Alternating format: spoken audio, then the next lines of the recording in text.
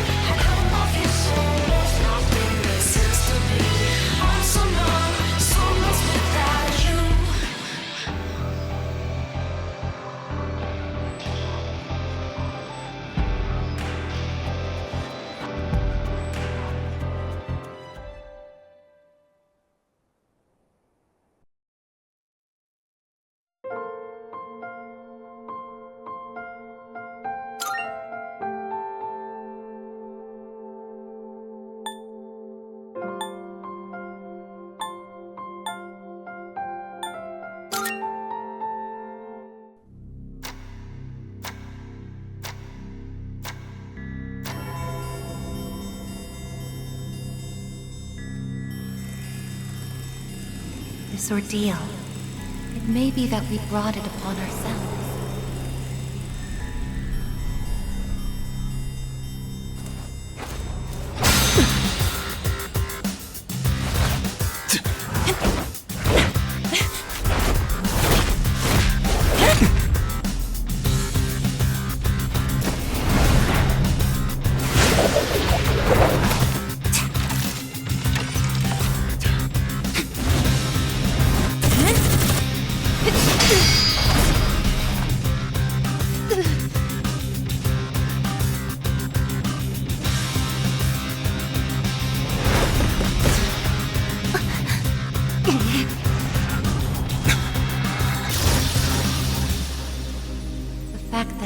Exists is not a guarantee that all will have access to it. It's something so obvious, and yet we did not understand it. There was little we did understand. We didn't know how to use the key to unlock our future.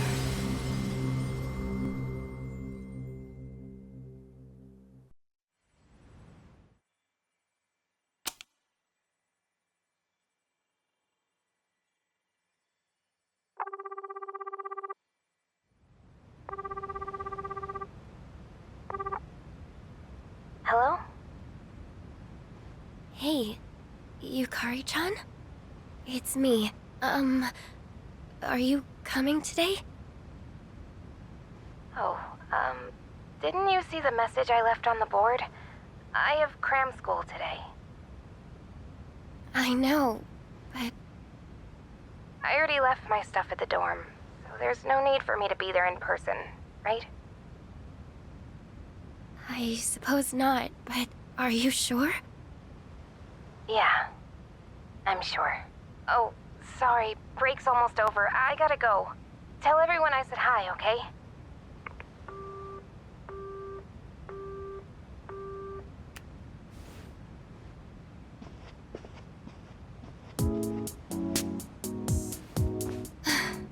Yukari-chan's not coming after all. It's been a few weeks since our passing, and the C's team has moved forward on their own respective ways. While everyone is moving on with their lives, only Sanada and Yukari aren't here on the last day of what could be the SEAS team's final meeting. Turning in the evokers, there is one missing. Let's see, 2, 4... Oh wait, how many are there supposed to be? Aigis. I believe this is all of them. Huh? You had one too, Aigis-san? That's right. You had his for safekeeping. Aigis had our evoker for safekeeping. One can imagine that anything related to us would bring a sad, reminiscing feeling. As the conversation continues about everything that has transpired, Aigis speaks up about how she is going back to the lab and may remain there for the foreseeable future. As the talk comes to an end, Mitsuru suggests celebrating with a familiar style of high-quality sushi for the group.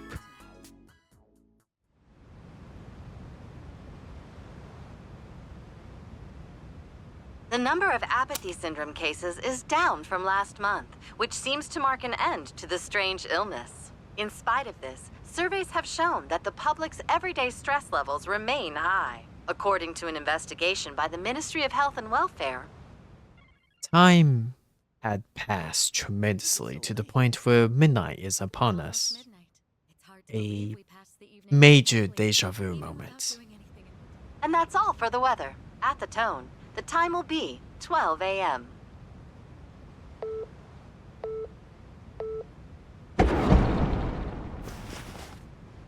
What was that? Right at midnight. No way. Is it the dark hour again? Despite this strange occurrence with March 31st being displayed on the TV again, Aigis goes to bed to prepare for tomorrow. I return to my room. I have preparations to make for the move tomorrow. Oh, of course. Good night, I guess. Night.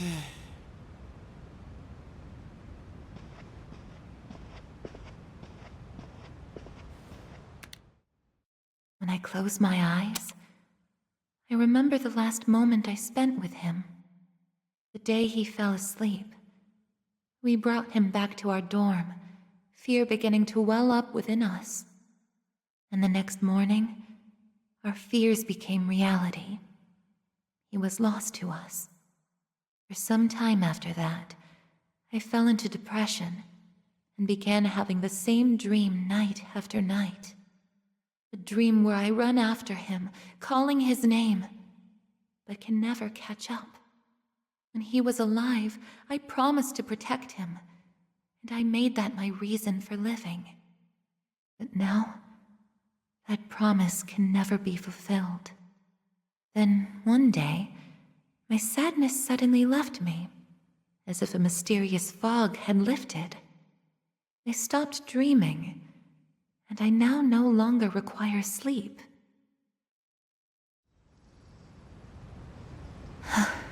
It's no use. I can't sleep. Can I really continue living like this? Huh? A butterfly?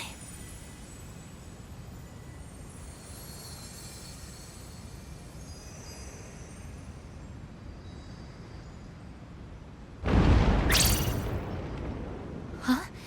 What's going on? Aigis, are you awake? Yes. The door is open. Aigis, come quick! We need you! Has something happened? Are we under attack? It's hard to describe. The lobby floor suddenly opened up, and... Anyway, we need to hurry to the lounge. Understood.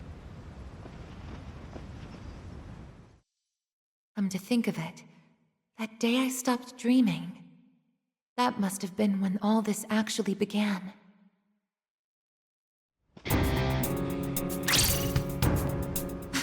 What's going on? Are you okay? Be careful, Aigis. Whatever it is, it's not human.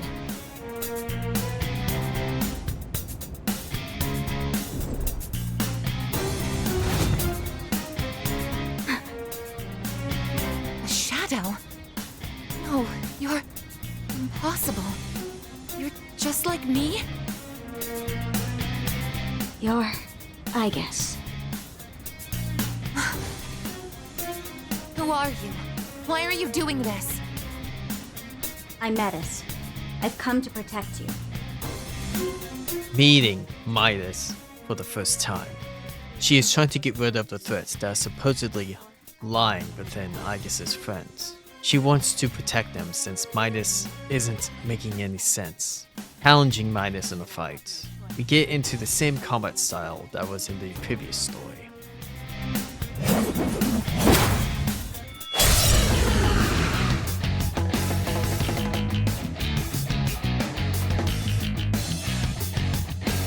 Stand aside. Aigis still has Athena with her and can use her against the enemy. However, Midas has her own persona, Psyche, the Greek goddess of the soul. A persona? How are you able to summon one too? Fighting each other, Midas hesitates on attacking Aigis towards the end for some reason.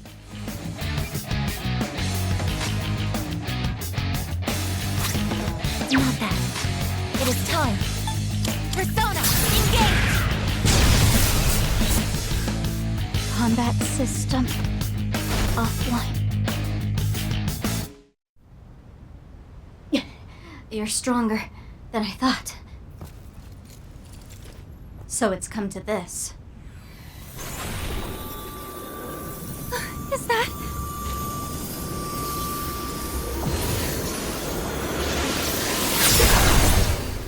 even this?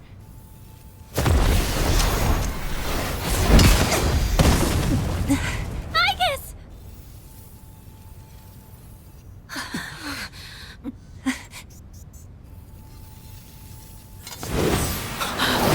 Hamada!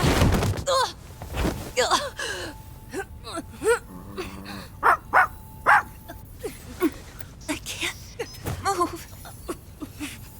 All threats must be eliminated.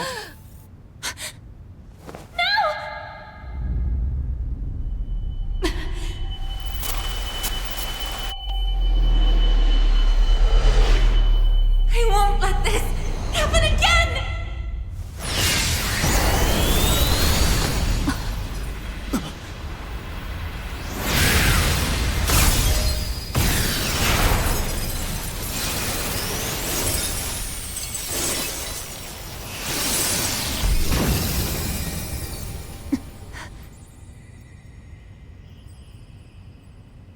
What? On Earth.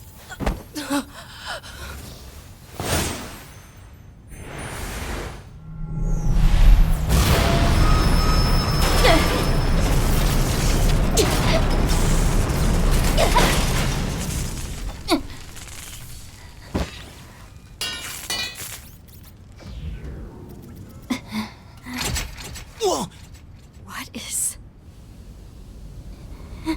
Sister.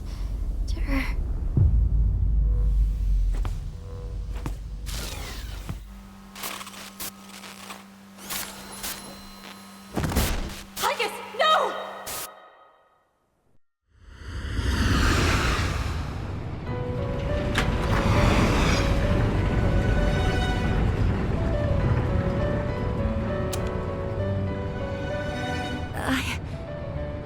Huh? Welcome to the Velvet Room.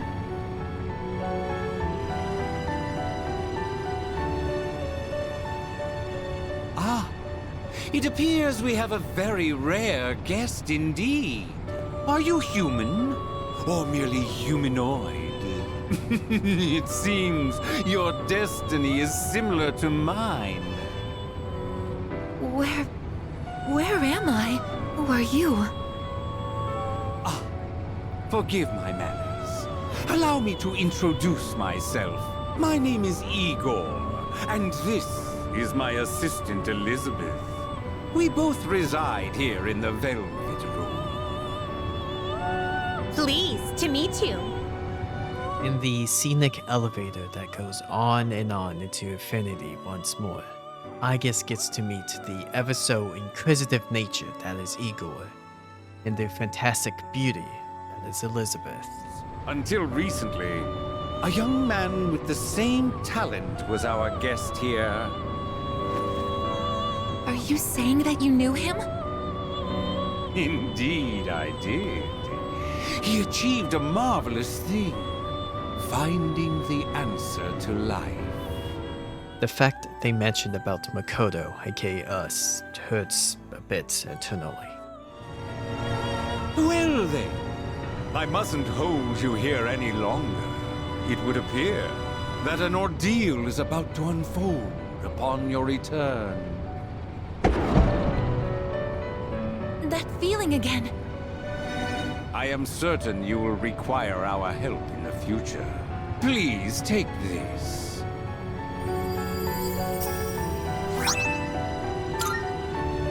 It would be best if you came here of your own free will next time. Until then, farewell. I once made a choice to live. So much has changed since then, myself included. If this new power is a sign that I'm drawing closer to life, does it mean that the answer at the end of the journey is death? I was surprised at the time to discover how little the possibility bothered me.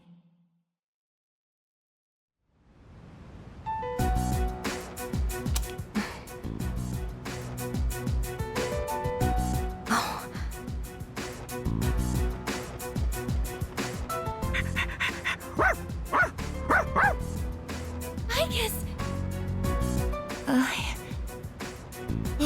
Glad to see you awake. You really scared us passing out like that. Waking up confused, Aigis notices that she's wearing some battle gear that Midas was insisting that she wears in order to protect her. Hey, sounds like you've had a rough time. No worries here, though. She's on her best behavior now. How about you quit it with the silent treatment and say something?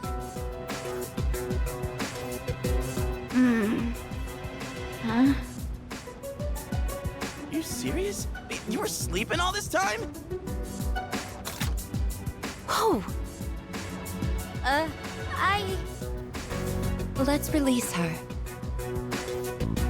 I don't know if she can be trusted, but I believe she has no intention of attacking us any further. Besides, if she's really like me, then the restraints won't hold her anyway.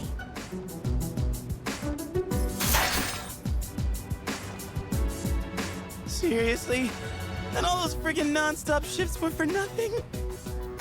Midas reintroduces herself to everyone and reveals that her and Aigis are sister units, which is a surprise due to Aigis being only one of her existing kind. After the battle between the two sisters, it's only been a day and a half since then, yet it is still March 31st. There is a time loop in the mix. A place called the Abyss of Time is distorting the space and time that surrounds the world.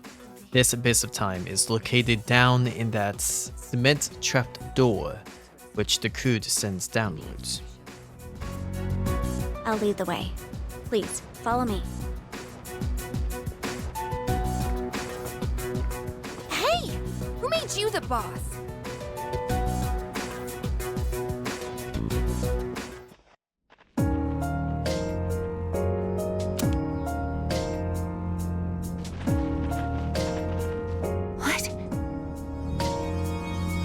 This is the Abyss of Time. It's uncharted territory that I believe spreads underground, much like the roots of a tree. The best way to eradicate the Abyss of Time, according to Midas, is to eliminate everyone but Aigis, which isn't a popular choice, for obvious reasons. This place is linked to the dorm somehow, and the only other way to get rid of the place is to explore the depths itself. To add on to the stress, the dorms themselves are shut in and no one can leave. This raises a problem that starvation is a huge issue. No! Through this talk, both Sanada and Mitsuru don't exactly buy the whole spiel about Midas simply wanting to protect Aigis, as well as stating that Aigis was the last of her kind. Trying to dismiss this, Midas simply says that knowing all of this doesn't matter, and if they want, they could just let her eliminate them to put an end to this. Aigis rebuttals with that. Despite that everyone else doesn't know this, Aigis and crew will go through this journey, knowing the dangers that lie ahead without Midas.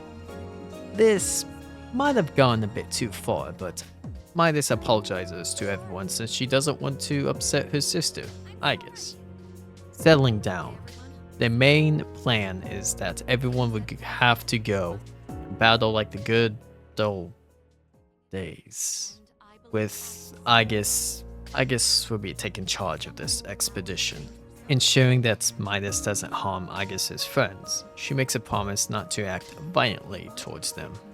Yukari brings up the fact that Aigis has the same powers as us and wanting to know how she got it and why she has it.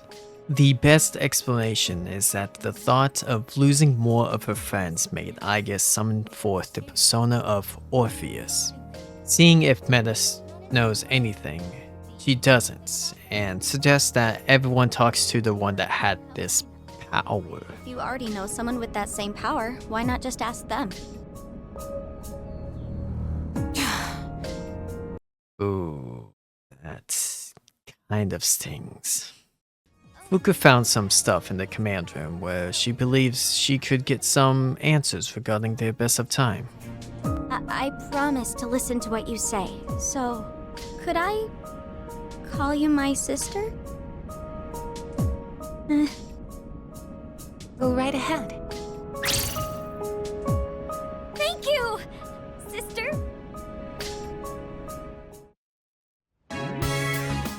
Every time I get geared up, my brain gets into this mindset like, time to get her done. You know? No, actually, I don't know.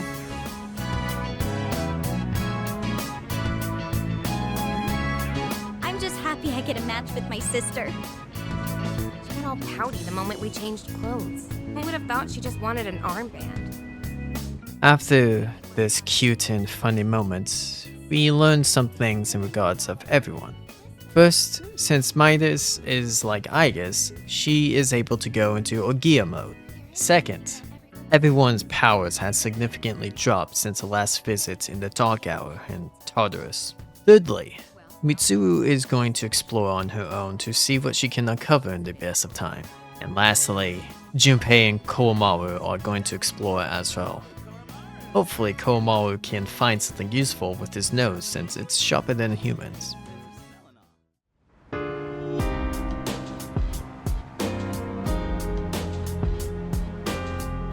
In an almost one-to-one experience, Aigis is in the same shoes that we were once in the last year. Speaking of which, going to our room, the door is sealed by a golden barrier in which it won't open. Going back down to the lobby, upon talking to Komaru, Aigis appears to have lost the capability to understand Komaru for some inexplicable reason. Talking to everyone, they seem to have acknowledged that their skills had been slacking and it could possibly hinder their abilities. In that sense, the main game stats won't carry over, but the Persona Compendium will. Going up to Fuka, the talk about Ogia gets brought up, and that's while gaining Makoto's, aka us, power, Aigis lost access to her Ogia mode as well as Athena. Anywho, let's go down to the Abyss of Time and kick off this adventure.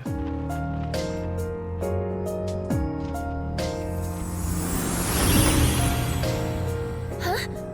What was that just now? With the many doors leading towards somewhere into the unknown, the decision to pick the one door that the mysterious and quite frankly familiar looking figure was unanimous. Before we deep dive into the first door, the idea is to get set up with the personas that would best fit the jobs.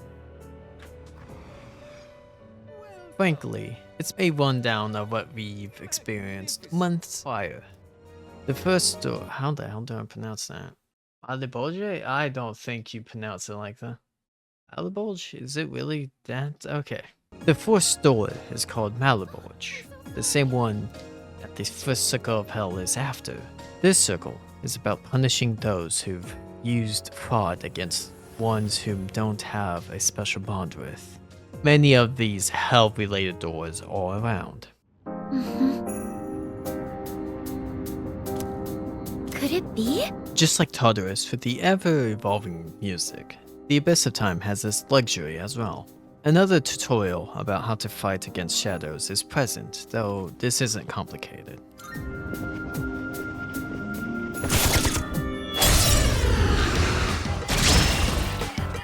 We have to be able to scan the enemy soon! New music for Aigis. It's interesting to say the least, though it fits her. The basic enemies are pushovers, with the A-team having Aigis, Metis, Yukari, and Sonata kicking ass and taking shadows? My question is, what else is new with Aigis?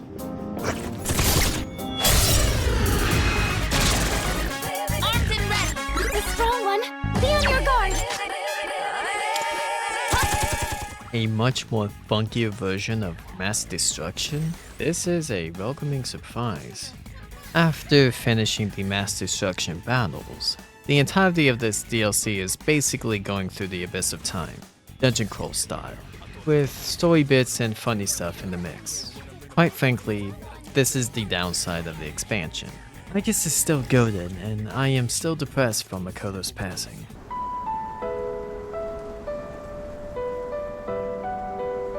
There is a great upside to this. I get to essentially experience the classic JRPG grinding that I missed when playing Persona 3 Reload. Hey, I know we're not exactly best friends, but do you really have to glare? Like it or not, we gotta work together to get out of this. You, me, Aigis, everyone. I'm not glaring. What? You're right. I was glaring. Okay. Thanks for being honest, I guess. There are milestones when traversing through these halls where a strong presence will be detected, which means we're getting closer to the important stuff. Speaking of a strong presence, You seem capable. But I guess that's to be expected from Aigis' sister. Of course. Never underestimate us sisters.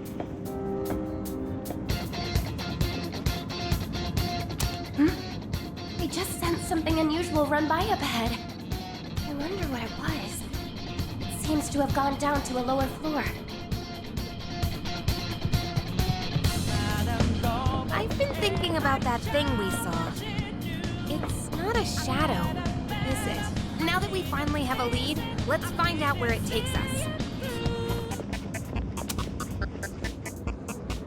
Multiple shadows ahead. It looks like they've been waiting for us. And that strange presence is there too. The same one from before.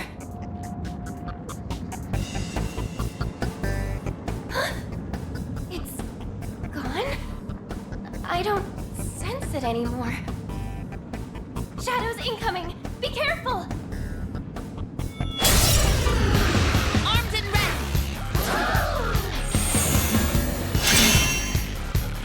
there is the first obstacle where nothing goes wrong. No, it can't be. Aigis, wake up! Aigis! Nothing goes wrong. That's a win for the team! Good job, everyone! Confiding with Midas about how things are, there is a door that leads back to the hub area. It is almost like a checkpoint of each door that is here.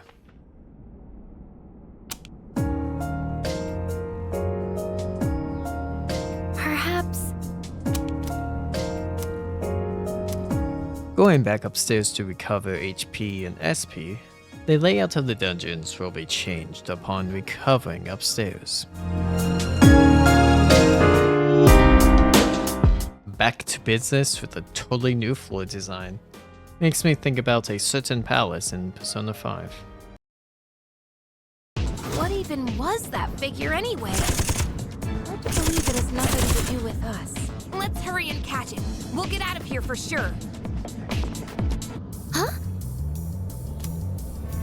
Okay, let's be on our way. I didn't know Aigis had a sister unit. It's strange. And how did Metis end up here? It reminds me of Tartarus here. Though I'd rather not think of that. Is this place as big as Tartarus was too? We must be over 10 floors in by now. Feels like we're nowhere close to the end. Is there even an end to the abyss? We'll find out if we keep moving along. Sonata Senpai's all over the place, as per usual. Taking out some hands and changing gear, the end of the line is here. That unintentionally rhymed, I just realized that.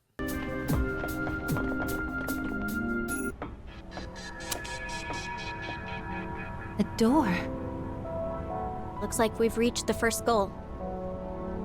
This place was bigger than I thought. How many more times we gotta do this? I don't know for sure, but judging by the Desert of Doors, I'm betting it's not going to be just once or twice.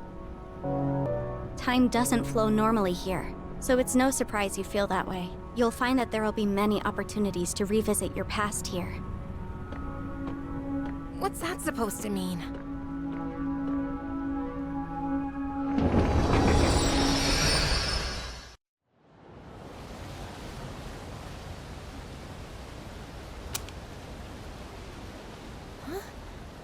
This is Polonia Mall?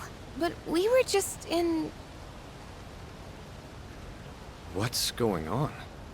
Did we make it out somehow? I don't know. Something seems off. Also, isn't it kind of hot?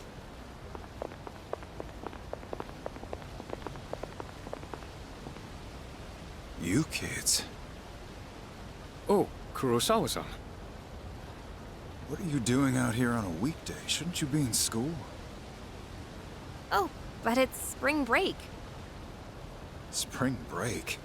That was a couple months ago. It's July now. And what's with the getup? You all headed somewhere, or? Oh, no. We're just, Well, I'll let it slide since you kids are a little... different. Don't think I'll always turn a blind eye, though. If you're up to something, you won't get off scot-free. Are we clear?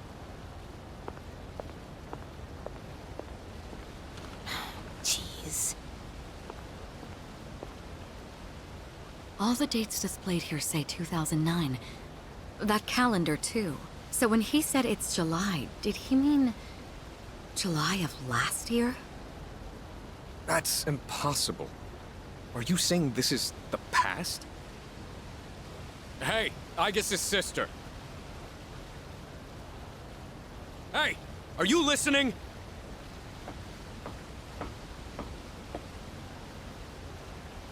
Are the things here that interesting to you?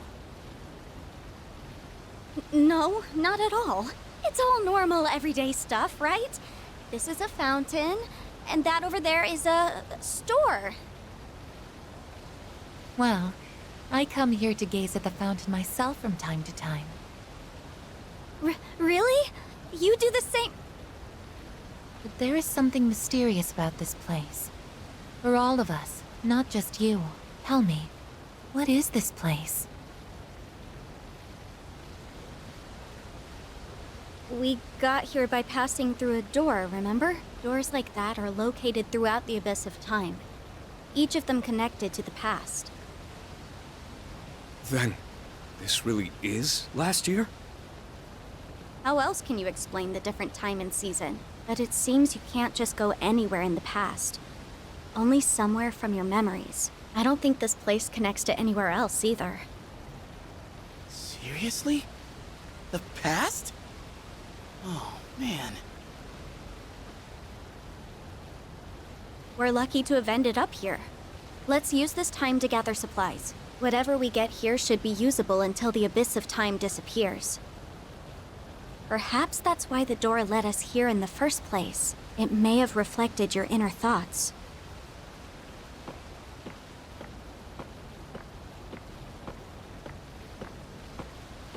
She seems to be taking this pretty well.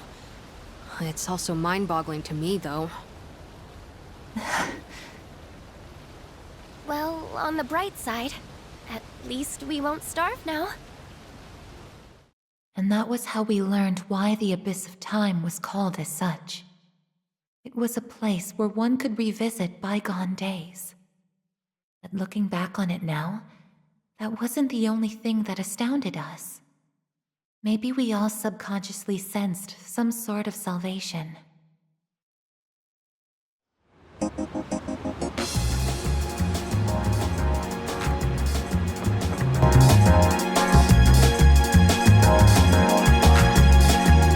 The Polonia Mall, a place where everyone had a collective memory of, experiencing another deja vu moment. I remember like it was yesterday. The shopping of Liam O'Brien and Michelle Ruff comes back to the swing of things. Let's get back to the doors. I never felt like miserable.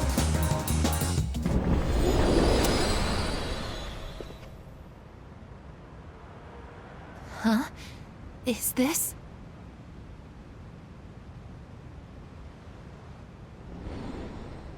Oh, wow.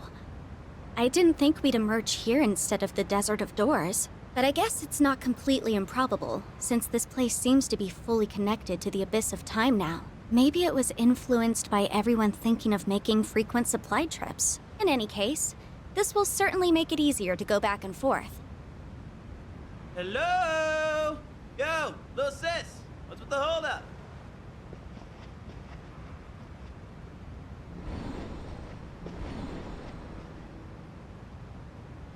No way. Seriously? Hey, keep it moving. The rest of us need to get through too. Nice. Getting back to the dorms via through the now ever-present door, Junpei and Koamaru going back with the group. This means we can have our ace detective and goodest boy on the front lines. Once more with the descent into the Abyss of Time, a talk with Elizabeth is wanted. Besides talking to another goated character, the topic is about the requests that she has that we can complete, just like the good old days. Yay. Afterwards, we summon a special persona that you all will get to see in the future.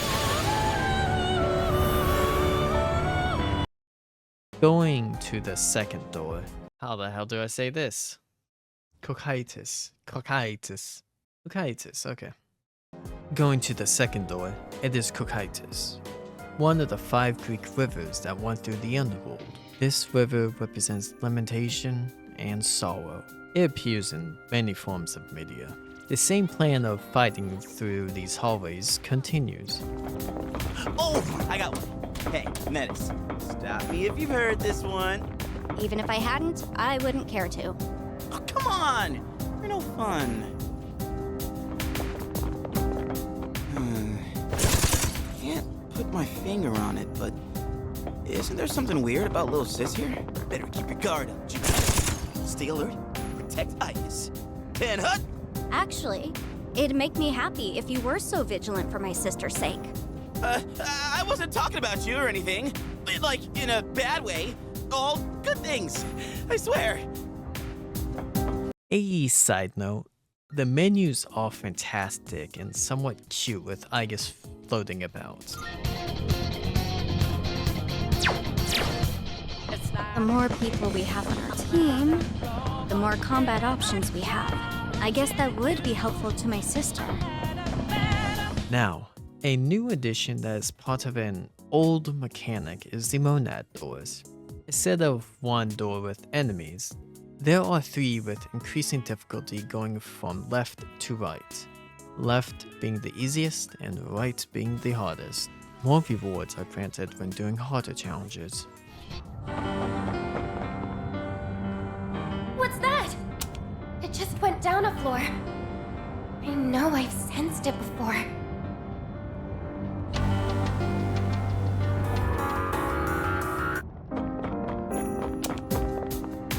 There! A shadow!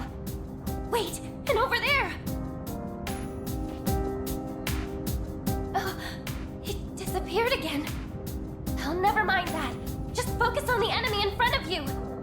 Here it comes.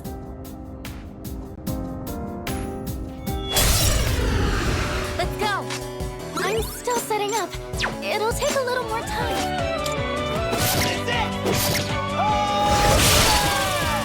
All enemies defeated. Good work out there.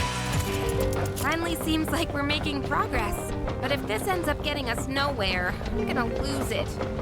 Fighting a milestone boss, go back upstairs to both recover and get an upgrade to ambush. After the upgrades, there is the hangout sessions that can be done when getting some special items. The first hangout session is with Junpei and a set of DVDs that have some fighting scenes that could be used for combat. Sonata joins in on the fun as well. Speaking of Sonata, there's a hangout session that is with him and Amada about some exercise regimens that can be useful for getting into Bime status. After getting well rested, back to the deepest pits of Cocytus we go. Another victory seized! Like my new catchphrase? Just kidding. Or am I? Oh man, I thought we were getting somewhere, but we're probably just halfway, huh? Still got a long ways to go. Time's not advancing at all, huh? If only it stopped when I'm studying. That'd definitely come in handy for our entrance exams. And for licenses and certifications, too. Wait, what am I saying? We should focus on getting out of here, but I just totally went off track. That makes two of us. Leveling up our characters, we reach to another end of this metaphorical road.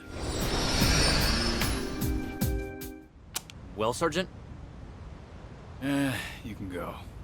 Just another one of them freak accidents. Hey, kid. Sorry I took so long. Says here your name's, Ken Amada. Is that right? Jeez. Sorry about what happened to your mom. Heard she gave her life to protect you from the wreckage. Anyway, I gotta take your statement, since you're a witness and all. If I told you what happened, would you believe me? Of course I would. Helping people out is our job. My mom was murdered. What? Around midnight, when I got up to use the bathroom, I heard voices by the door. I looked and saw this teenager holding his head and yelling. Hold on, you're saying he did it? But the whole house collapsed. There was this shining, horse-like monster that came right out of him. It roared, and just like that, my mom and my house were... Oh, a monster was it? Come on now, there's no way that actually happened. Sorry. I shouldn't laugh. It's just sometimes after a traumatic incident like this, people can... I'm not lying! I really did see it! I did! Look, kid. It was all an accident, plain and simple. A drunk driver crashed his car into your house. What? A car crash? We've already found the car and what's left of the driver. Now all we need is an account of the accident.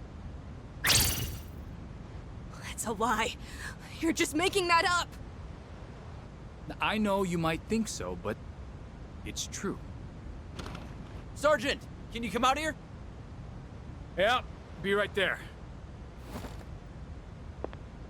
Wait, I really did see it!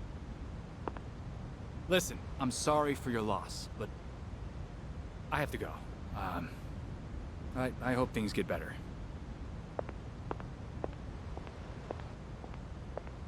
Liar. You said you'd believe me.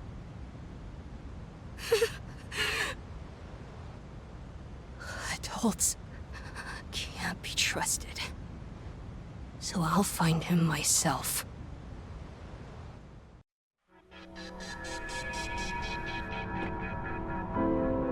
door's gone. But the first door didn't disappear. It just opened up to a new place. Never mind that. What we just saw was... That sure brings back memories. All I thought of back then was finding my mom's murderer. But in the end, I couldn't manage it on my own. All I could do was ask myself why he had special powers. And, if things would have turned out differently if I had them too. Maybe that night was the reason I started experiencing the dark hour. Amada. My family must have fabricated the accident as a cover-up. I'm sorry for that. Hey, Metis! What was that all about? What was what about? Oh, I see. Apparently, we can only witness past events if not everyone was involved in the first place. That's new. That's not what I meant. Why did we see such a painful memory? Huh? How would I know? It's your past. You better not be hiding anything. How would I benefit from that? This is just speculation, but I think the doors reflect the minds of those who pass through. That's why we were able to find a place to acquire supplies and return to the dorm directly. Right now, you wish to erase the abyss of time as soon as possible and make it out alive, correct? If so, then although what's beyond these doors may seem irrelevant, there might be a reason we're seeing it. Perhaps your time would be better spent thinking about that reason rather than accusing me. What did you say? It's all right, really. What she's saying is probably true. Amada. I've been doing a lot of thinking lately. Back then, things weren't perfect, but everything seemed so much more straightforward when we were fighting. That feeling we all shared, it just wasn't something you can get by going to school every day. Sonata-san, recently you've dedicated yourself to boxing again, right? Isn't that because you don't want to forget that feeling? Or maybe I'm just projecting. No, I think you're right. Why don't we just drop the subject? There's no point in dredging up the past. Don't you remember why we put everything on the line? If we stop moving forward, then this all would be a waste of time. Yukari. Come on, let's go.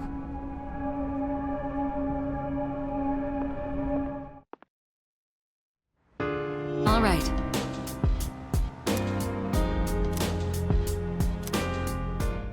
After retreating back to the dorms upon watching Amada's past, we too had concluded the investigation and is now handing the reins over to Fuka. Junpei had noticed that Yukari is feeling a bit gloomy, while Sonata feels the pain of knowing what it's like to lose a parent too, especially at a young age. Fucking relatable, holy shit. Going to the mall to get supplies from Liam, then Michelle, and then finally the guy who sells us medicine, we go back to the Desert of Times. Onto the third door, which is Kaina? Is it Kaina? Kaina? I'm pretty sure it is Kaina. Yeah, it's okay. Which we go to the third door, being Kaina. Kaina is the first ring of the 9th Circle of Hell. It is to punish those who've betrayed their family members or blood relatives. It is related to how Cain murdered his brother Abel in the Bible. With Mitsuru back on the squad, it is now Aigis, Metis, Yukari, and Mitsuru. Girl power.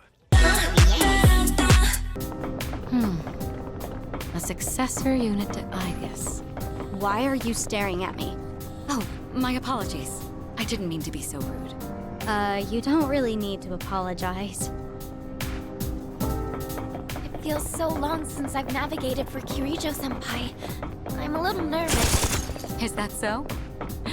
Regardless, I'm sure you'll be giving us the best support you can. Grinding and murking the many shadows of this layer, the first checkpoint of Kaina is here with its guardians of some tough dancers. The operation was a success. Good job, everyone!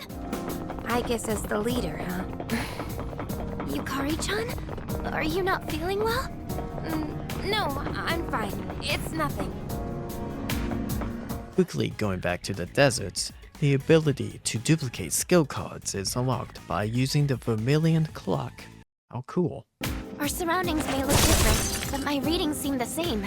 I have to wonder if we're actually making any progress. While the fun experience resumes, the grand clock that can help teammates who are underleveled a chance to catch up appears once more. Only this time, I'm not 80% into the game and then unlocking this event. Using Amada and Komaru, let's get them the easy levels. My sister's protector, you know that's me, Metis. Fucking adorable, Jesus. Fighting a big-ass hand in a cool-ass fight, collecting the earnings, and hearing some dialogue. Everything looks the same in here. It's so boring. For a place so outrageous, you'd think it'd look the part. I gotta spruce it up myself. Spruce it up? How would pine trees make the abyss more outrageous? We're getting closer and closer to the bastards waiting for us. I'm getting that strange reading again. I wonder if it's a shadow. I can't tell for sure. But it feels familiar.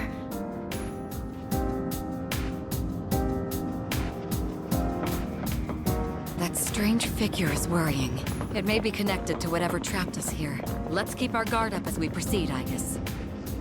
Let's set up for the fight by unlocking a new Thurgy, upgrading the ambush feature, getting groceries with Amada and Fuka, and lastly, planting some veggies. Another tough fight is ahead. Shadows confirmed! And wait, there's that presence again! I wonder, could that strange figure be summoning the shadows waiting for us? Get ready! Stop getting in our way! It's a strong one! Be on your guard! Slicing through it like knife to bacon, the grotesque purple scenery is granted to thee. I guess all we can do is keep exploring little by little, just like last year.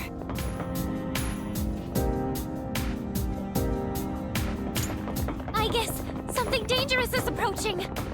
Oh, sweet baby, Jesus, not again. Avoiding what I believe is a vile being, lurking in the dark.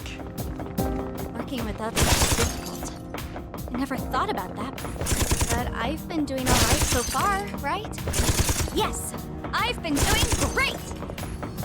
We reached the end of Kaina.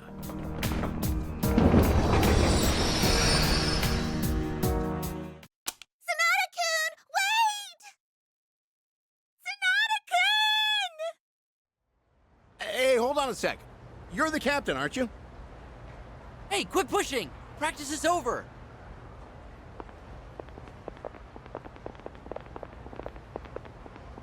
You there!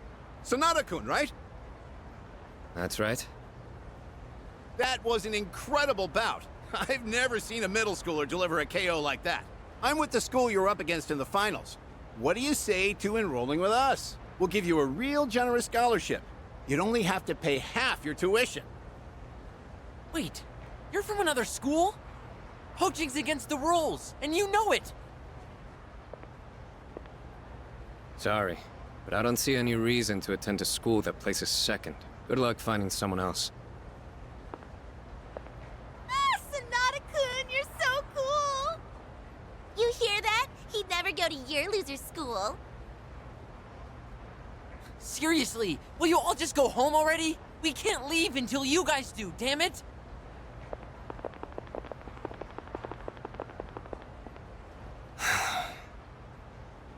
Couldn't you have handled that with a little more tact? I heard it gets crowded after practice, so I decided to wait here instead. 3rd year, Class C. Akihiko Sanada-kun.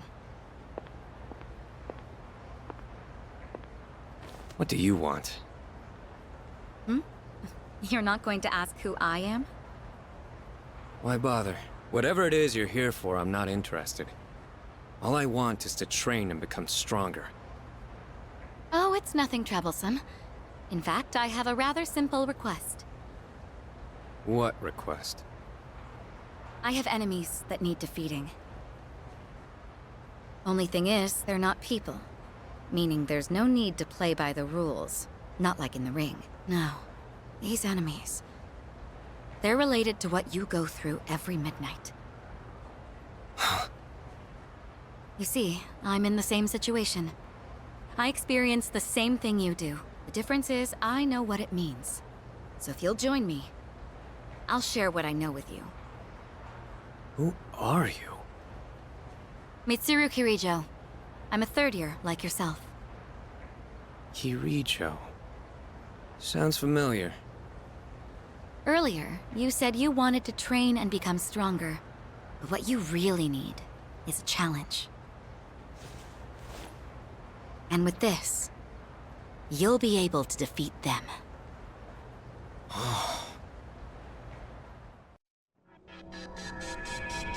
The door vanished this time too.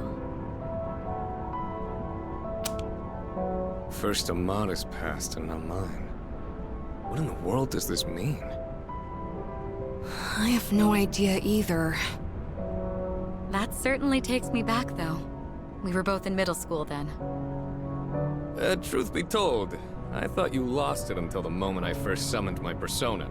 I mean, what else was I supposed to think when this random rich girl gave me a gun 5 minutes after we met? Well, it grabbed your attention, didn't it?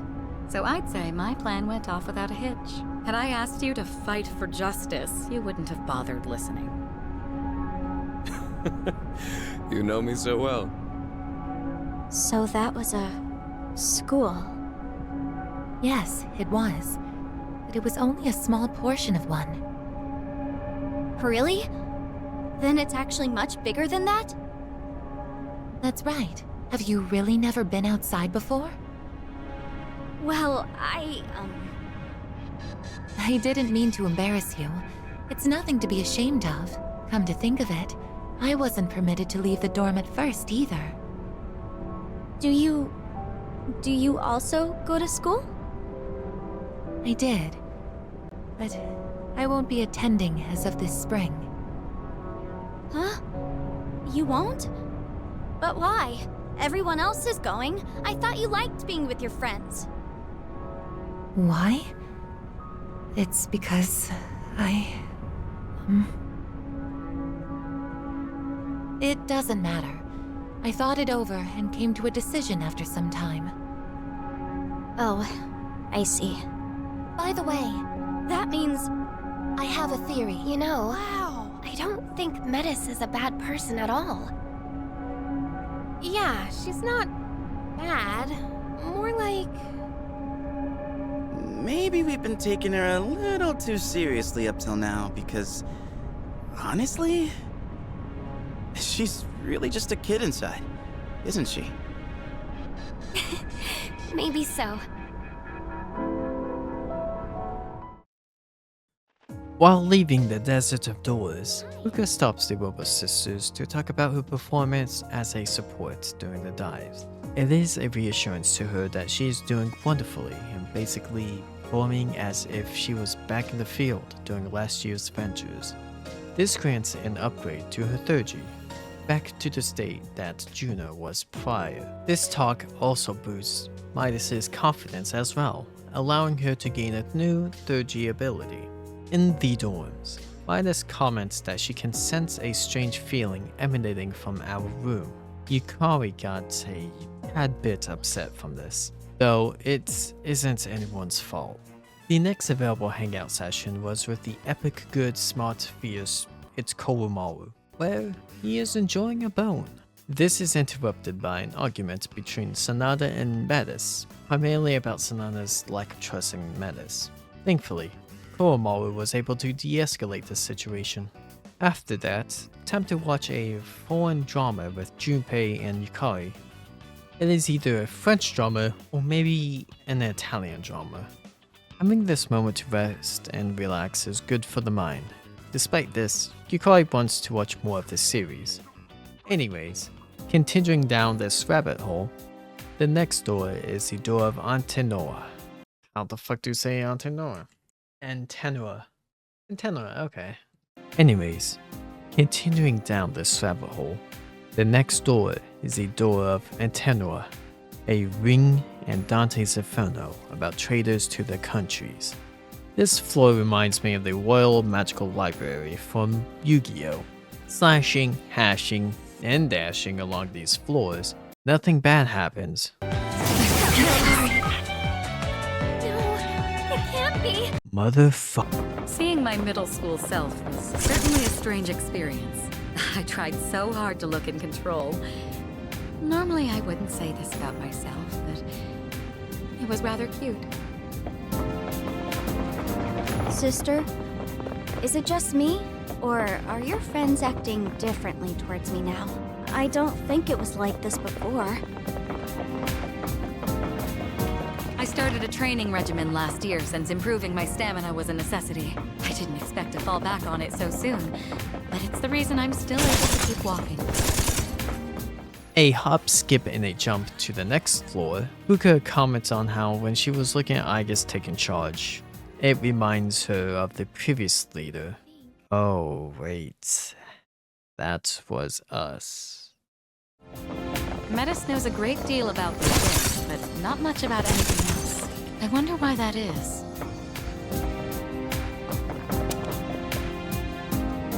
I'm getting that reading again. And it's in the form of a human? That's so strange. It feels just like a real person. But how could there be anyone else here? Huh. Whatever that weird figure is, it got my sister's attention. It's not fair. More shadows! And that figure... It doesn't seem like it wants to attack us, though. Anyway, concentrate on those shadows for now.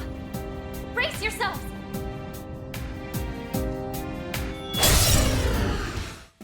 Getting closer to the strange figure, we are thrust into battling some castle shadows. Finishing the battle without an issue, we go back to the Velvet Room to summon another great persona whom is the amazing Izanagi. Wait, he's from Persona 4. Just a kid? Not that it's bothering me at all. Why would it, right? You appear to be much shorter in stature compared to the others. Well, that's just because they're older than me. I'm not short for my age. Your age? I comprehend.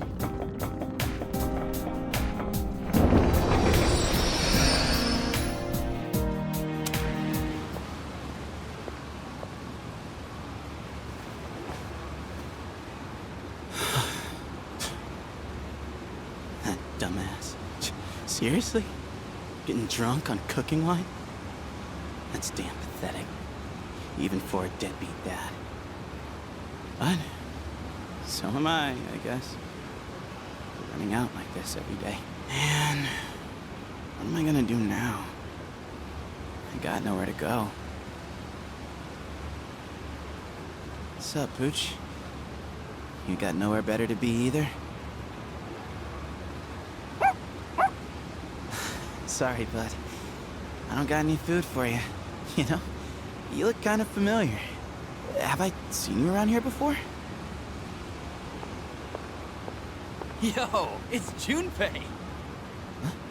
Oh, hey guys. Aw, why the long face? You said we're in different homerooms now. Nah, only thing sad here is your IQ. Wait, ain't it way past your dorm's curfew? What are you guys doing out here? Oh, you know, we snuck out. Once you're a second year, you'll learn where the secret exit is. Anyway, we're heading to Escapade to celebrate my guy here finally striking out. Wanna come with? Whatever, I still have a shot. Still in denial, huh? Come on, face it, man. Yukari Takeba is way out of your league in the first place. I never expected her to hook up with that new transfer student right off the bat, though. Yes, she's into the dark and mysterious type. I don't know. Seemed like a normal dude to me. Nah, man, get this. That transfer kid? Rumor has it, both his parents died when he was younger. Someone got a peek at his file when Toriyumi left it lying around. Man, you're so gullible. That stuff only happens in soap operas. Hey, I did say it was just a rumor. Look, man, forget that. Let's get going. I know a guy who knows a guy who can grab us booze. Booze? Sorry, I think I'm gonna pass. What? Come on. Live a little, why don't you? Dude, I already said no. I just ain't in the mood. Well, looks like I'm the only one nursing your broken heart tonight. Dude, I'm telling you, I still have a shot.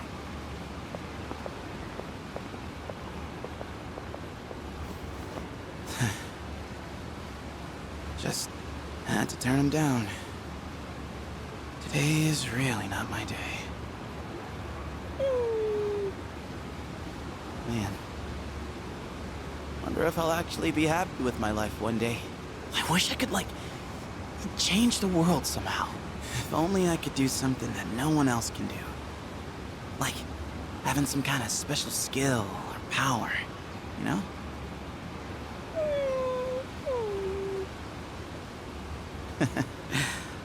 Don't give me that.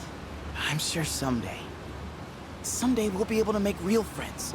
Friends who actually understand us.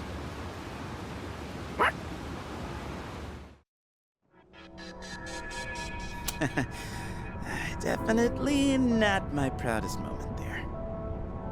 Junpei.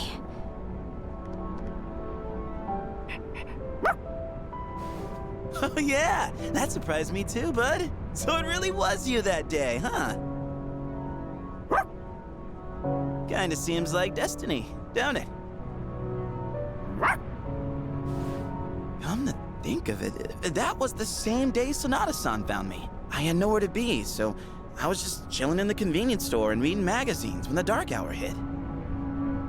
You were pretty much a sitting duck about to burst into tears. Man, your face was more terrifying than any shadow. Well, what was I supposed to do? That was the scariest damn moment of my life, man!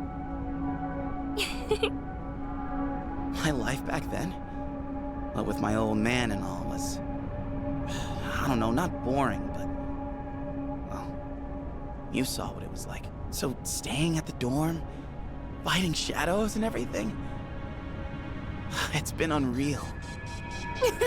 How wonderful. Oh, I see. Oh, no. Interesting. Unlike my sister and me, other people usually have a reason to awaken. I comprehend. I had a reason as well. However, in my case, it happened in reverse. I possessed the power first, then discovered my true feelings later. Speaking of which, do you... I think I'm starting to get it. The doors only show us memories of great significance. Once they've served their purpose, they disappear. Those that remain have yet to fulfill their roles. Their purpose? What purpose? I'm not entirely sure, but if we keep exploring, I think we'll be able to find out. So let's keep going. Together. Okay? Okay. Let's. Discovering my own reason came so naturally that I never thought much of it until then. She's so full of emotion, nothing like me when I reactivated. Even though she's never had any contact with other people, does she have a memory of her own where she discovers her reason? The seed of curiosity was planted, and I started to wonder. Watching another personal memory dedicated to Junpei with the cameo of Kowomaru, Junpei gets stumped about feeling off in terms of not being in sync with his mojo. Mitsuru reassures him that it's alright, and thus Trismegistus gets restored to his former glory. Mitsuru also reflects upon this, and Artemisa gets back her ultimate attack, further enhancing the ambush attack. We then witness his sister participating in the activity of making and drinking coffee with Amada. She comprehends. Enjoying another activity with the sisters, the action here is met as understanding what school is about through watching Fuka and Aigis doing their worksheets. Back downstairs and talking to Elizabeth, a special recruit. Dear God, Reaper, your newest que estás out to prepare for the endeavor. The best thing to do is to get the proper personas for it. Welcome to the Velvet Room.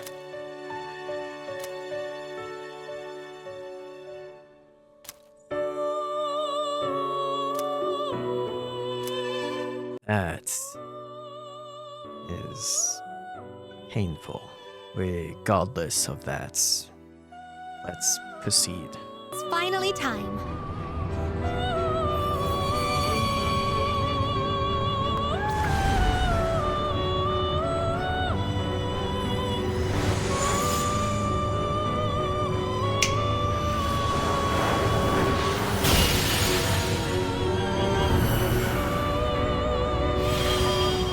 That's for the future stuff I have yet to personally witness.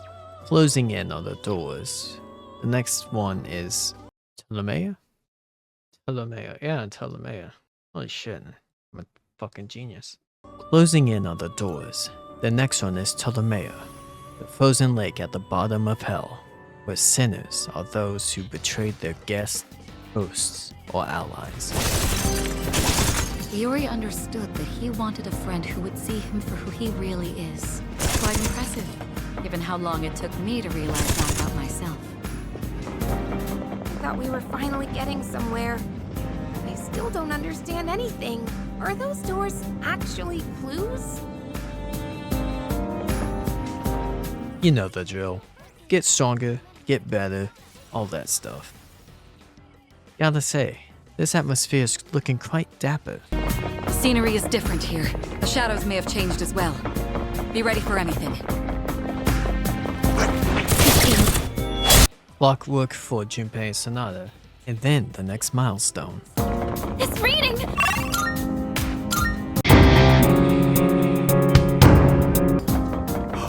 Here's an idea. Why not knock out our homework while we're stuck here? Just because I'm full of good ideas don't mean I always make good decisions. Even though I cut out a large portion of these recordings due to the length of the grinding and the boss fights, I did have fun by simply doing the sort of mind shutting off where you don't have to think too hard. The only moments that required a moment of thinking are prepping for those tougher fights, leveling up those who seem to be lacking, and making sure that Orpheus gets more and more powerful since, well, the starting personas of each protagonist are goated, and I would not get rid of them. Period. As I said, the negative quality is that there isn't too much stuff outside of the Abyss of Time. Of course, I could just play the original Persona 3 FPS, the answer, but thinking about the PS2 difficulties fucking scares me. Every now and again, this place reminds me of Tartarus. I couldn't explain why specifically. It's just a feeling I have.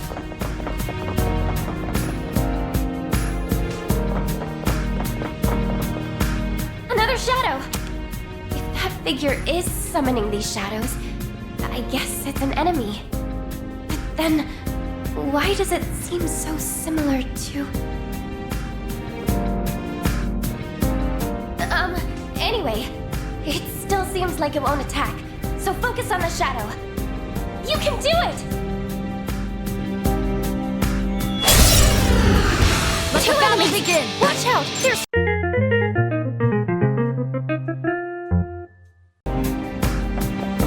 The scenery has changed again, and we just defeated needed a strong enemy. I wonder if that's somehow related.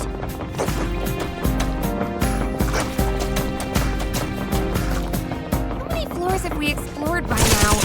I haven't exactly been counting. I've been keeping track this whole time. Do you want to hear it? Oh, I think I'm good. Knowing the answer for sure would just get me down. It seems fair to assume that we'll see someone's past behind the next door as well. So far, these memories are nothing to be ashamed of. But let's brace ourselves. Sister, a shadow! A little bit ago, I heard Sonata-san muttering something to himself. I thought I heard him say something like, ooh me, ooh she. Me would be Sonata-san in this context, but who's she?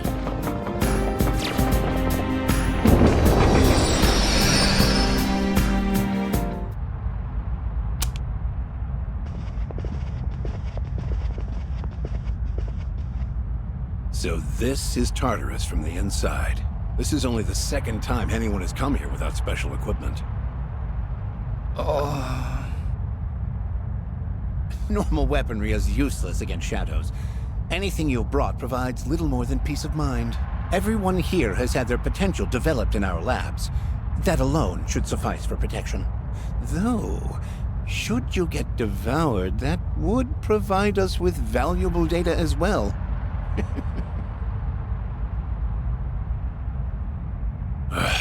Is there anyone left in the Argo division who isn't a psycho? In any case, sir, are you all right with this?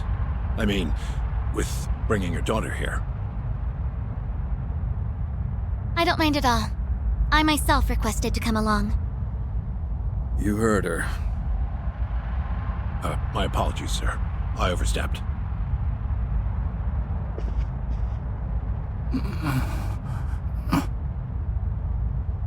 Hey, what's wrong?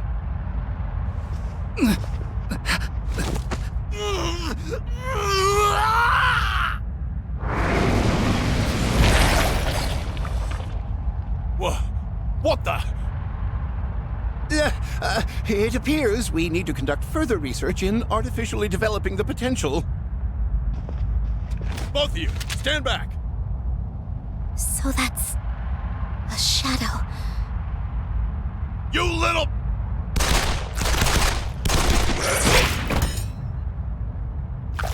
Sir! Miss! Ugh.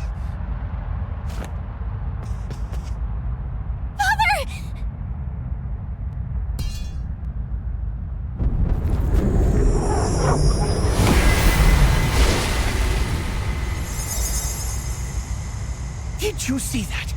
Incredible. Absolutely incredible. Oh, such power. It's a persona. I was right. People can use them. Mitsuru!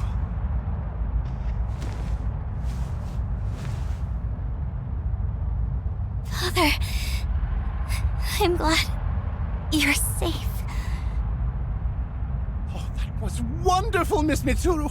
Of course, you would be the first one to awaken your potential naturally. With this, the future truly does seem bright. Why the hell are you celebrating? Now Mitsuru will be condemned to a life of atonement. She'll spend her prime years bound to our vile legacy. And you call that bright? Don't worry, Father. This is what I wanted. I will protect you. Mitsuru.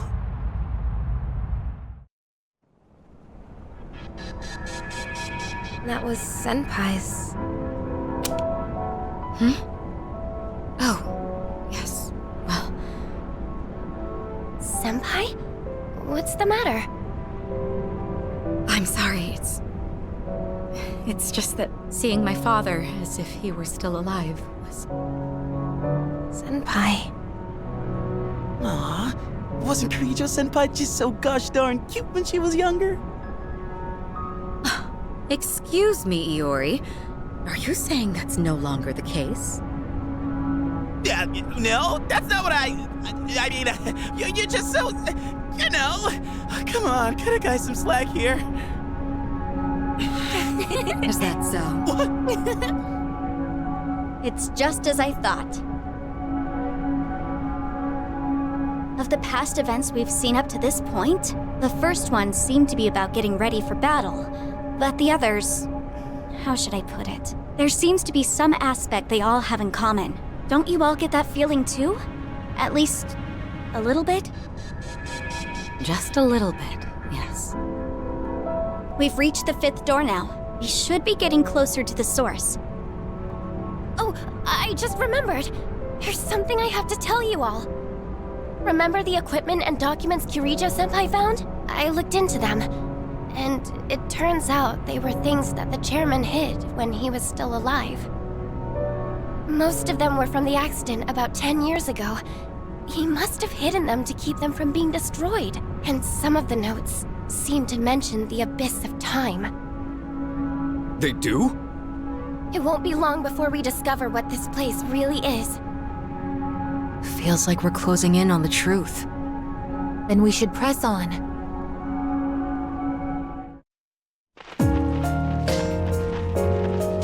The two individuals who get more of their previous abilities are Amada and Yukari. Amada is getting mentally distracted due to seeing Mitsu's memory. Yukari gives the words of encouragement that is natural of having a mind racing with all these memories. Upgrading Ambush, where running into those destructible items, well, destroys them. A cooking session with Detective Junpei goes somewhat well, despite not necessarily knowing how to cook. Not only that, a reading session with Mr. Boxing Man is done, in that it can help ease the mind through these excursions. There is another reading session with Yukari in the mix of the team having their thoughts about seeing the expectations that were placed upon Mitsuru when she was growing up.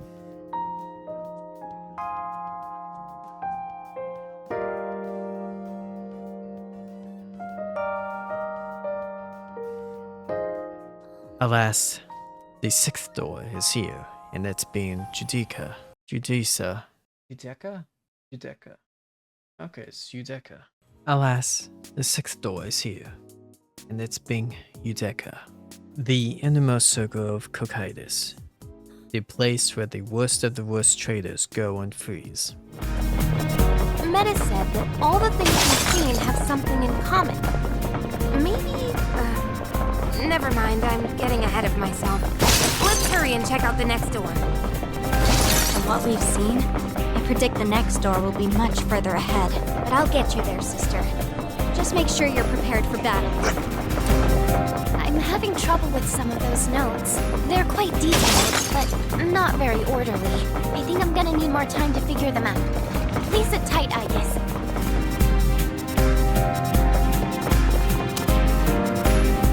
I'm sensing it again. There is something about it that doesn't quite seem actually human, but... I'm sorry, I wish I could be more specific, but I don't know anything for sure yet.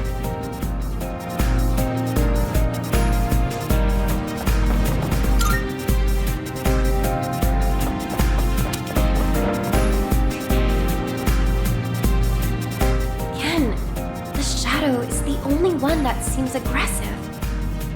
Look out! We'll win, sister.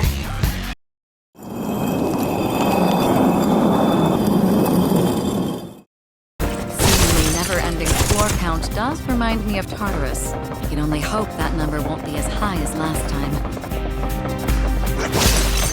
We are nearing the end of this adventure, though there is still a lot of time left in the video.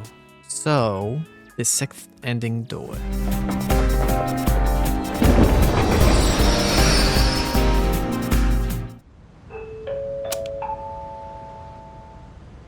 Attention all students in the dormitory. The cafeteria will be closing in 30 minutes. Oh, crap. Whatever. Oh, there you are. We went to your room to look for you. Oh, sorry.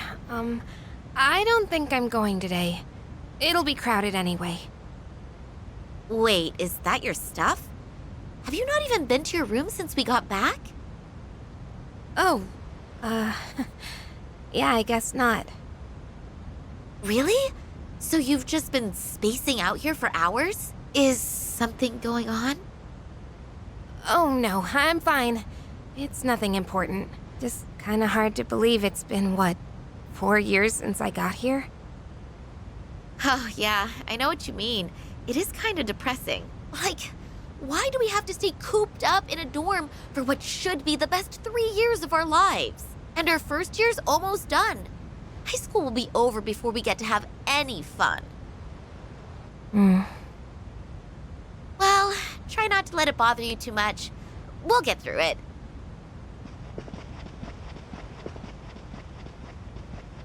Yeah. It'll all be over soon, huh? Oh, stupid. Of course I wouldn't find out anything about Dad just by going to school. If even the police and the media haven't found anything new. 10 years already. Maybe I'd be better off giving up.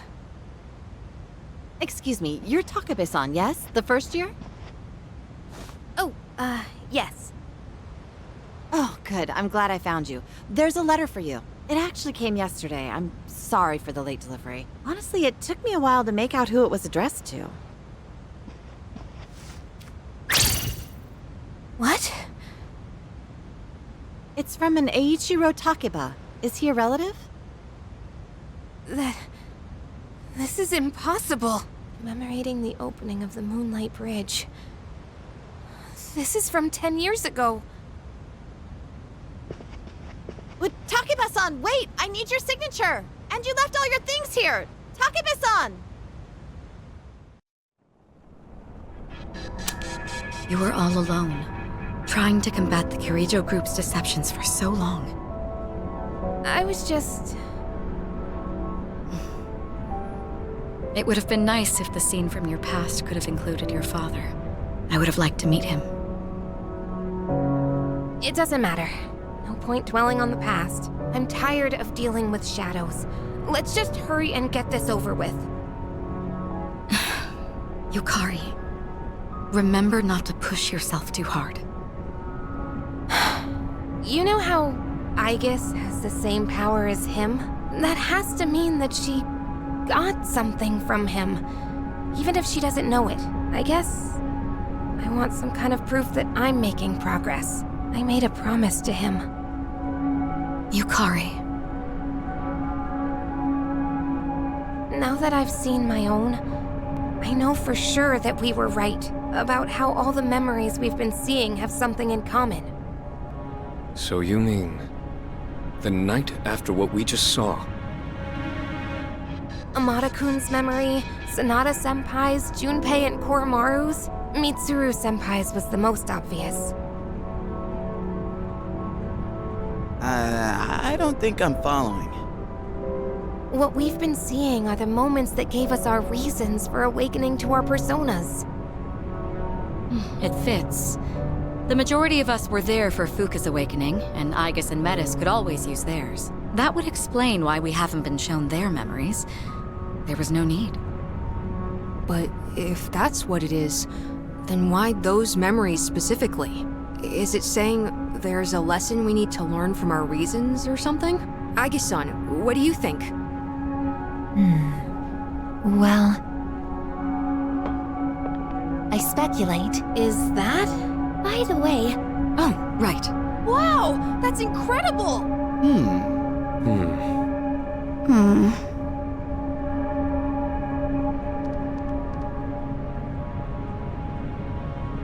Yo, little sis! Don't act like this doesn't involve you. Come on, let us know what you think too. Why? It's not like I can talk about the past with you all. I don't know anything about it. what's wrong?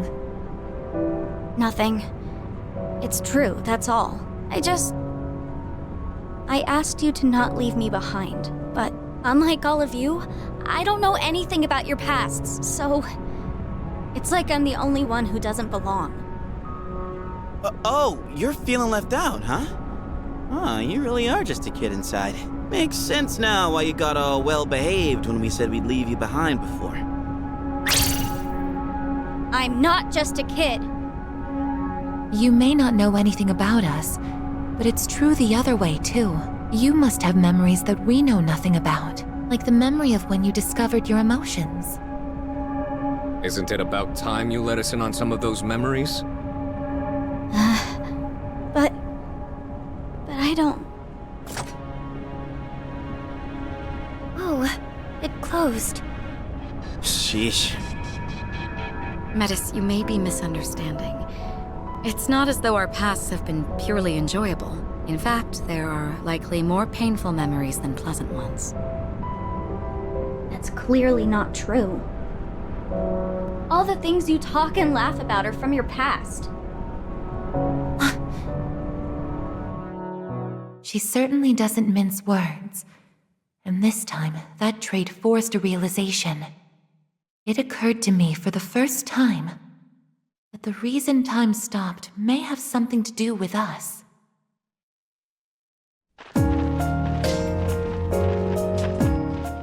Sonata and Koamaru are the ones staying behind and doing the extra combat experience to get back into the groove. Never thought the day that Fuka would be trying some exercise moves, but here we are. Given the circumstances, she is doing well and is increasing Juno's capabilities once more. Unlike the majority of us IRL, Aigis gets to play with the goodest boy of Koamaru. With the reading comprehension, but with Amada during the break. The last activity before heading back down into hell basically, is an adorable moment between just the two sisters. Metis is doing a worksheet that is like you get from grade school, and honestly, it is a bit too wholesome. Don't you dare pull my heartstrings again, Atlus.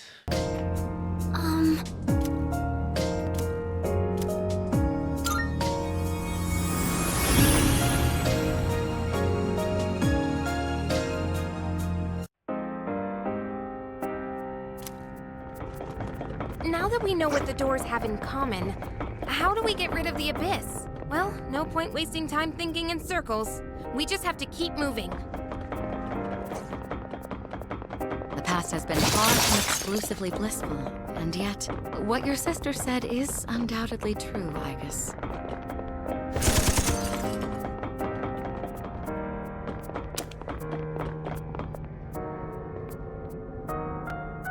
These readings I've been getting, there's no other possibility. It could only be... But it can't be. Sorry, I didn't mean to distract you. Shadow's approaching. Prepare yourself! Here, G. Shadow does on. No shadows detected. That figure, it's... Actually, never mind. We'll learn what it is once we catch it. For most of last year, our goal and how to achieve it seemed relatively clear. Now...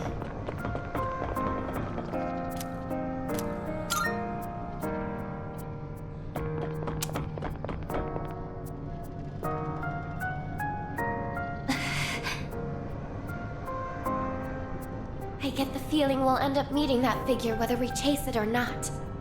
We're getting close. Let's keep moving. Watch out for the shadows. Armed and ready!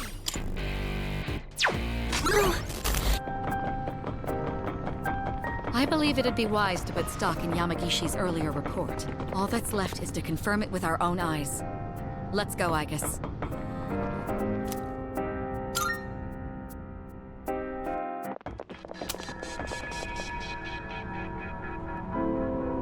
Is this the deepest part of the abyss of time?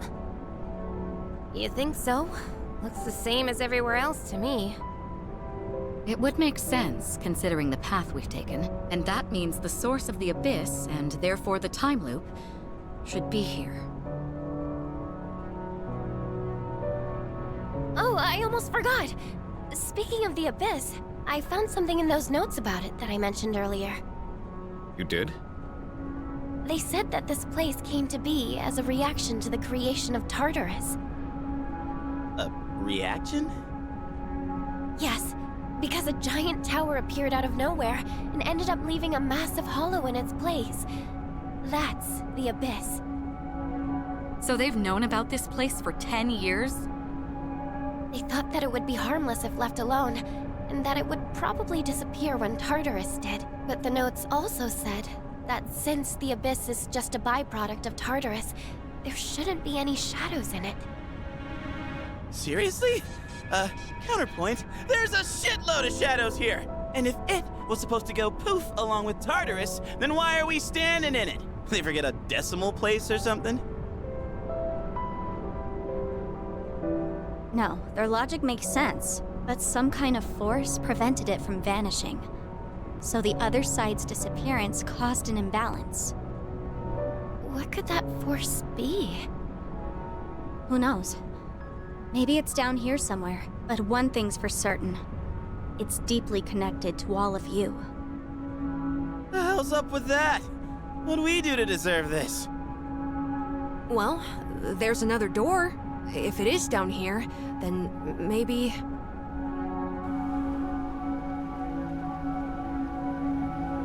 So whatever's past that could be what's causing all this? If we leave out Aigis, Metis, and me, whose past is left? Yeah. Gotta be someone else with a reason for their power, right? Well, there's no point wasting time thinking about it. It's literally right there. Let's just open it. Then we'll know. Whatever the cause is, it's strong enough to keep the Abyss of Time from disappearing, and we'll be trying to destroy it. We could be in for a battle. We should make sure we're prepared for that. She's right. This is where we aim to settle everything. And I know we can do this.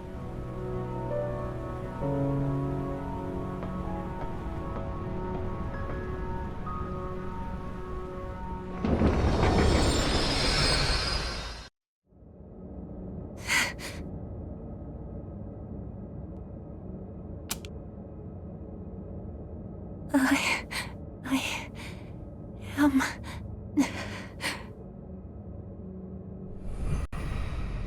Huh? You... Wait!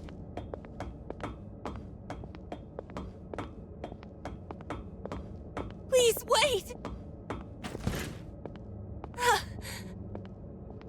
No! Don't go!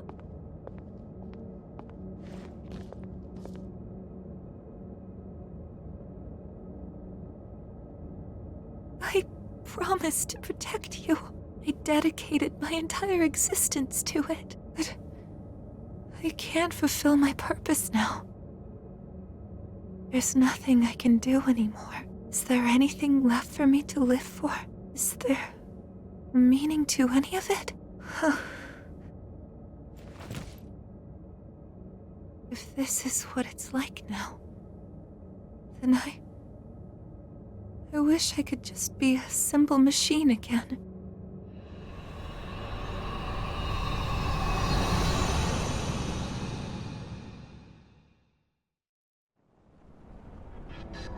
So, that was the cause? Don't look at me. Well, I was glad to be able to see him again. Even if it was just from behind. Indeed. That was obviously Aigis' memory just now. But what's it mean? I guess that was supposed to be her reason for awakening? But she already had a persona. She didn't awaken to that one. She awakened to the persona abilities that he had. I guess what was that memory? And when did it happen? It's where I would always wake up. It was so painful losing him. I couldn't bring myself to do anything, so I just hid in my room for a while. I did nothing but chase after him in my dreams. Oh, Aigis. Sister. Eventually, I stopped having dreams at all. It felt like the weight on my chest was lightening, until it was lifted entirely. What we saw just now must have been the last time I had that dream. But honestly, I don't know why that would be my reason. Sister, are you still in pain? The person we saw in your dream. He's the one with the same power as you, isn't he? So that's what's supposed to have caused all this? How? None of this makes sense. You still don't get it? We only saw it in my sister's memory. But all of you want to see him again, right? If that's the case, then the conclusion is simple. What are you saying? I guess what I said at the beginning was right after all. Eliminating all of you would have been the fastest way to solve this. So, that figure we keep seeing... Wait, something's wrong. What the... Just as I thought, a monster is coming.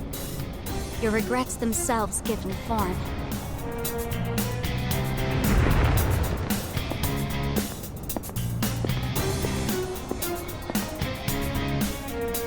Is that... You shitting me? What the hell is this thing? It's the cause of everything. The abyss of time not disappearing. Shadows being present within it. What you see now is a being of your own creation.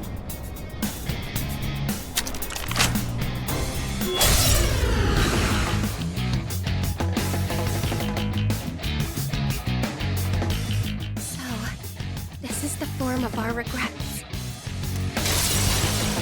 Ryuji! It all makes sense now. Since the passing of Makoto was something that everyone feels like they could have done something different to prevent, they have an immense sense of regret for failing to protect him. It honestly stings since Makoto knew at the time of sealing Nyx away. He wanted to be able to see them again, but knows that it has to be done in order to make sure that they live for a brighter future. Fucking hell, man. Curse you, Atlas, you did it again. The boss fight against us is truly unique due to the fact that Makoto can use the personas of the current party members. Athena?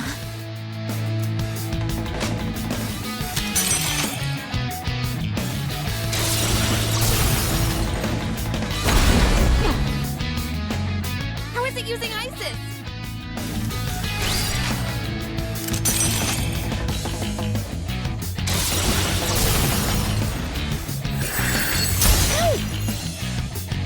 Artemisia too? This is a tragic scenario to be in. Though, could it be me? Rebooted. Re-entering combat. What should I do?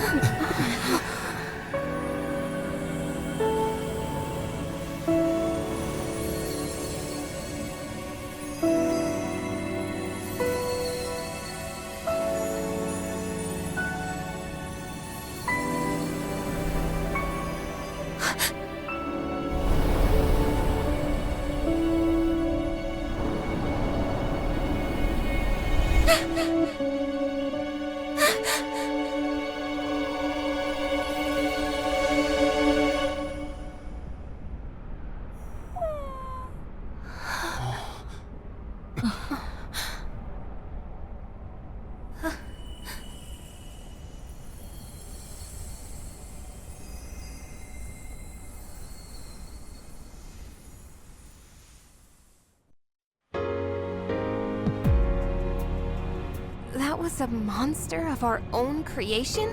But that was... Don't worry, Yukari. It may have taken his form, but that was a shadow. At least, it seemed like one to me. Wait, how does that make sense? It was using personas. Personas are supposed to be used to fight shadows, right? Wait, so you don't know? Personas and shadows are the same thing. That's why you're able to fight them in the first place. Shadows are the basis components of the human mind, suppressed thoughts given physical form. When people lose the strength to face the darkest parts of themselves, those parts break loose, free from all control. But in rare cases, people with a certain awareness are able to consciously tame their shadows. That's all it is. So, persona users are just people who can control their own shadows? Wait, back up a sec. So, personas and shadows are just different names for the same thing? How didn't you know? Wouldn't whoever created me and my sister had to have known that? No one involved with that is still alive. So then, our personas are the cause of all this? The power of shadows affects both time and space, so it makes sense that your subconscious thoughts would be manifested through your personas. You can't accept time moving on. You don't want to admit that you live in a present where you've lost someone precious. So that's why it looked like him. Time stopped, just like we wanted. And now we're stuck here with our memories. We're the ones who trapped ourselves. How ironic. Well, regardless of what it was, we beat that thing. We understand our regrets. So shouldn't we be able to leave now? Yes. Whoa! What the hell's this now? It looks like a key. Those must be the keys that will allow you to leave. Once you make it outside, the abyss of time should disappear on its own.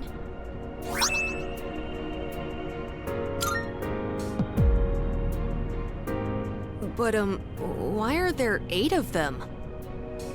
Because you all had a hand in causing this. These keys can be likened to the power of your hearts. The door should open if you use all 8 at once. Strength of heart, when united, is barred by no door. Is this what he meant? So, we just put them all together and we're good? Cool, and let's get the hell out of here. Oh, wait, these are for the dorm entrance, right? There is that. But it's not your only option. There's another door as well. One that doesn't lead to the outside world. You can exit through it, or the entrance. Those are your choices. A door that doesn't lead outside, huh? So the one to his room. Why the choice? The entrance will return you to the present. But the other door leads to the past. The past? The world of the past. You've all been there many times now, but this time, the abyss will disappear if you go through that door. You'll actually be in the past. What? Are you being straight with us? Why would I lie? I'm just telling you what I know. Let me see if I understand correctly. We have to choose between moving forward past our regrets, or revisiting the source of them.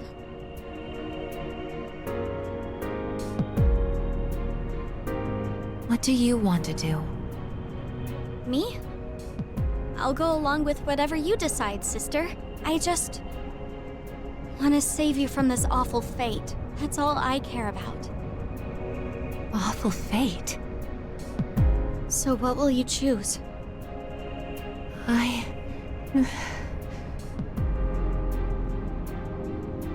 Hey, why don't we go back to the dorm first? This is way too heavy to decide right here. Yes, I agree.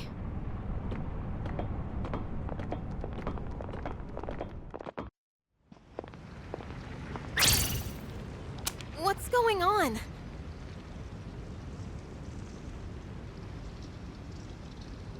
The hell are these cracks in the floor?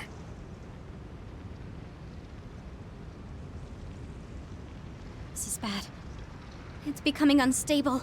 We still have time, but not much. If these fissures reach the door, we might not be able to leave, even with the keys. It's just one thing after another, isn't it?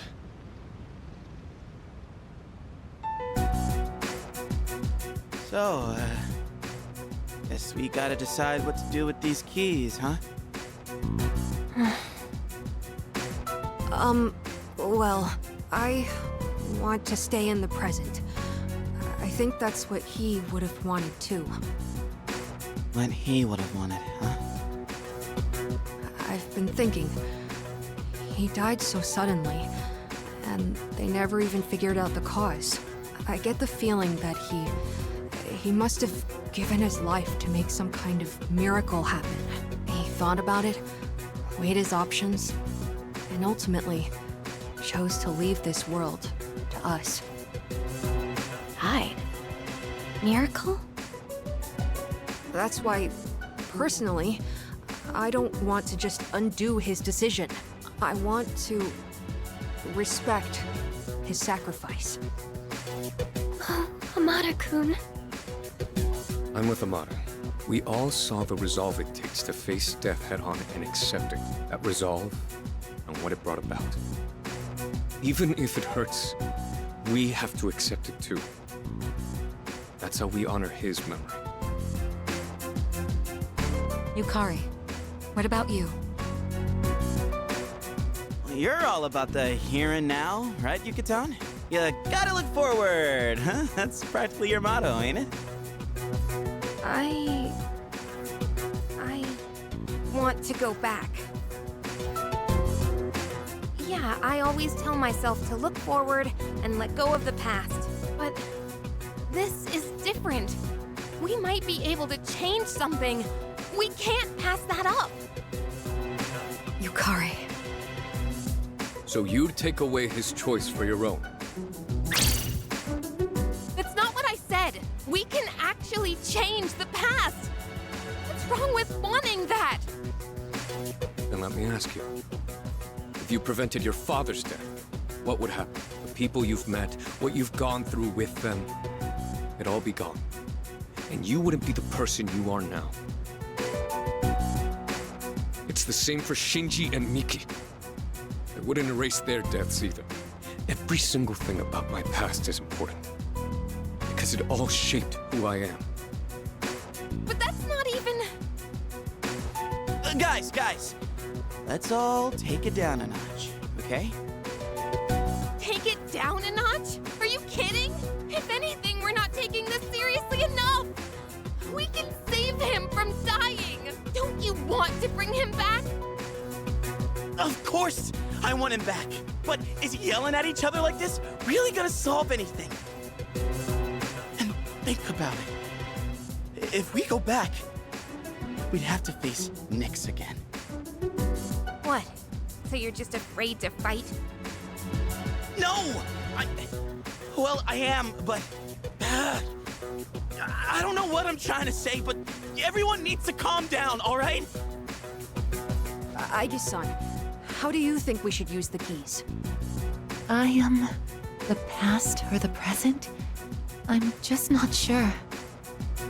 You seriously won't make a choice? The day we said our goodbyes, you were the only one who didn't show up. You got to hear his last words.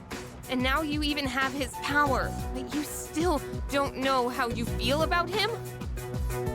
Listen, I know it hurts. Believe me. It hurts so much I can't stand it, but... Yukari-san, Forget it. Nothing I say will make a difference anyway. Metis, does everyone have to agree for the keys to combine? Not necessarily. The keys themselves don't have opinions. So in other words, it's possible to take them by force and combine them. By force? Are you saying you want to fight? I don't want to. But if we can't agree, we don't have a choice. We're running out of time. And talking hasn't gotten us anywhere. You have a point. This matter concerns the life of a dear friend. I doubt any of us will be easily swayed. So in that case... Wait, Kirijo-senpai? I had already made my decision. I will stand with Yukari. Senpai. You're siding with Takeba. Are you sure? All right. I guess you've got your reasons. And I've got mine. Well, I'm sticking with my sister. I'll protect her no matter what. That makes sense, Metis. You know what's important to you. So you understand why I can't back down either, right? Yes. Everyone, wait! Don't do this! I made my feelings clear. Now you... No.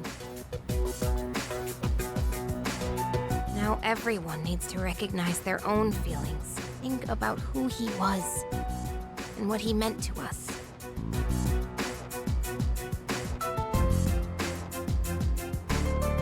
We'll need a proper venue for the battles. A place where the results will be absolute. I'll show you the way. Let me know when you're ready.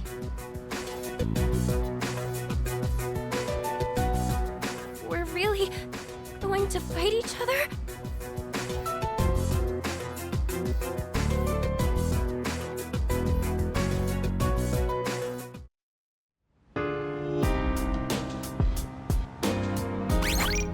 Just when it couldn't get worse, it gets worse. Everyone has a piece of the key where a decision can determine the outcome of an uncertain future. Aigis doesn't know what to do because she is struggling to come up with a thorough thought. Sanada and Amada want to continue on so that the sacrifice that Makoto, us, wouldn't go in vain, though Mitsuru and Yukari want to go back and see Makoto, us, again, and change the past. Junpei and Koamaru are basically the going with the wind type of deal, which I somewhat vibe with.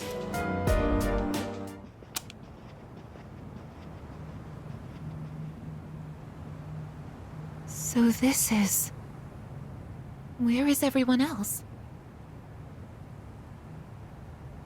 Don't worry about them. They're just waiting in their own areas. You see the big door up ahead? There's an arena through there. That's where we'll be fighting them. And these are real battles. There will be a price for losing.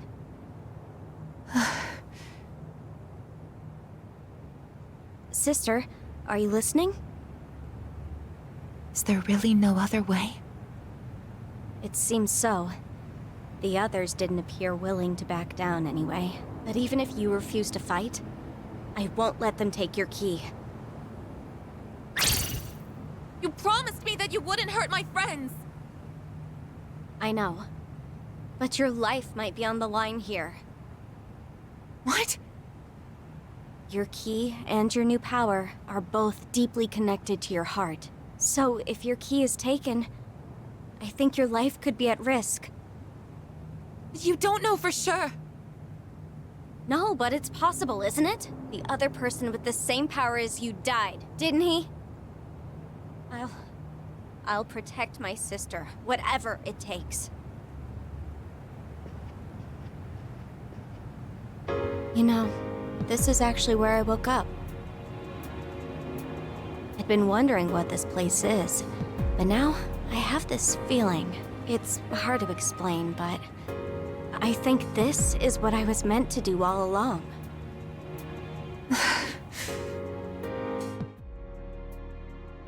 Just damn. Now that the fact that the only way to determine what fate to be decided upon is to take the key parts from each other, which further stings this festering wound. The Robo Sisters and Fuka versus the world. Well, let's get started.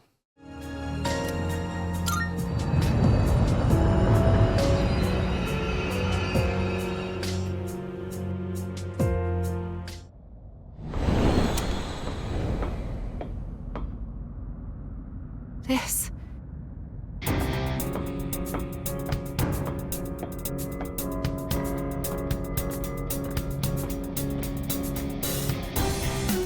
This is where you woke up?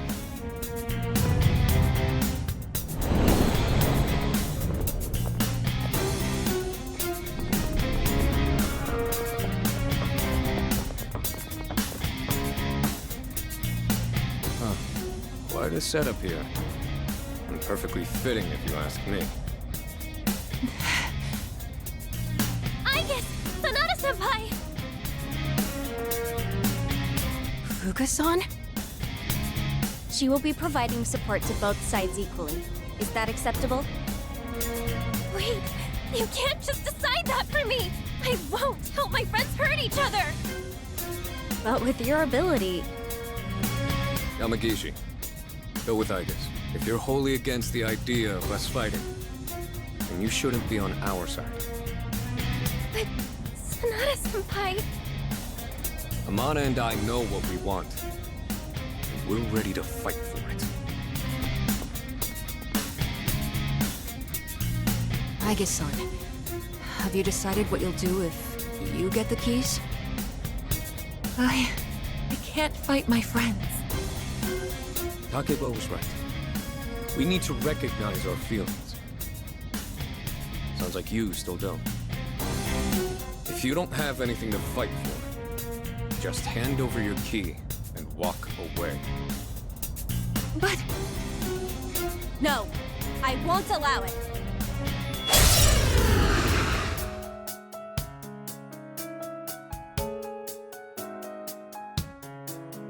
We're doing this.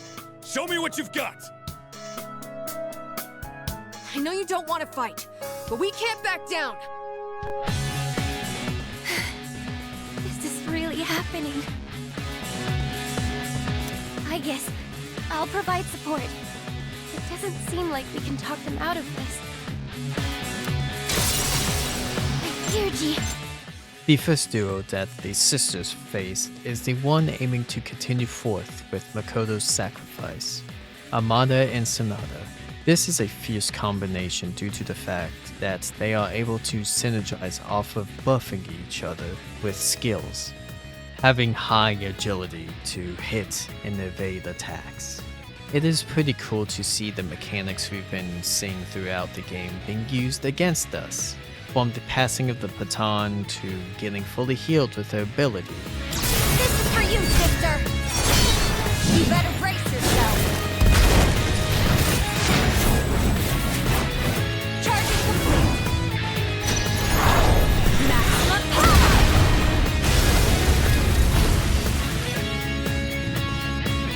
Just watch!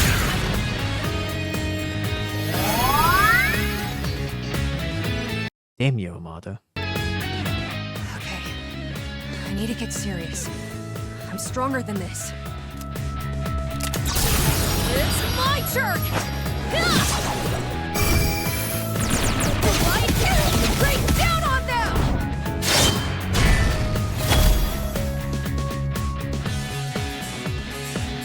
I'm not out yet. Let's go!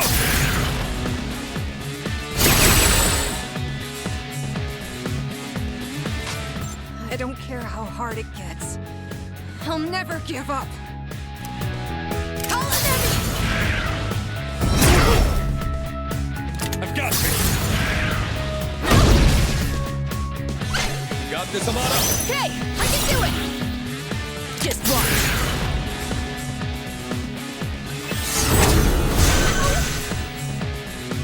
The strat here is to take out Amada since he can heal Sanada over and over again. I need to lie down. You did good, Amada. Just leave the rest to me. Now you don't. Medicine's back up! What a relief! Juno, hear me. Please help them! Thank you very much.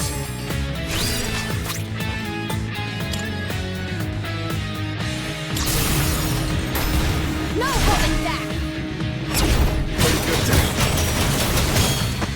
When I fight, I show no mercy! What I do, sister? We're just getting started. Good one. Now this is a fight. Let's do it! Caesar!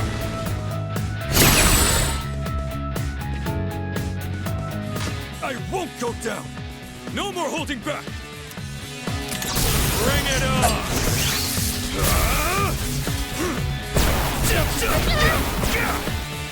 Lights out! It is time.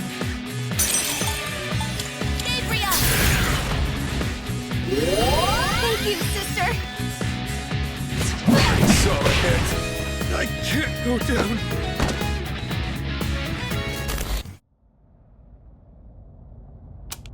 Sonata-san! Amada-san!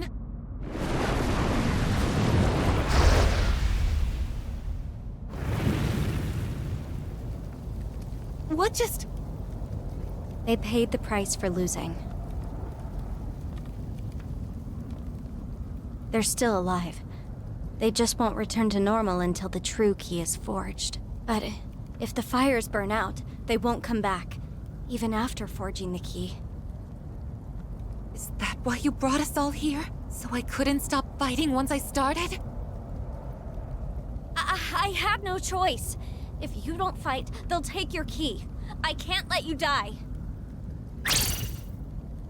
Die? I guess... What does she mean? You'd tell us about something like that, right? I didn't think anyone else should know. Everyone is doing what they feel is best. For him, they don't need to worry about what might happen to me, too. I guess... No! This is why you have to... Anyway, I'm sure this is what I was meant to do.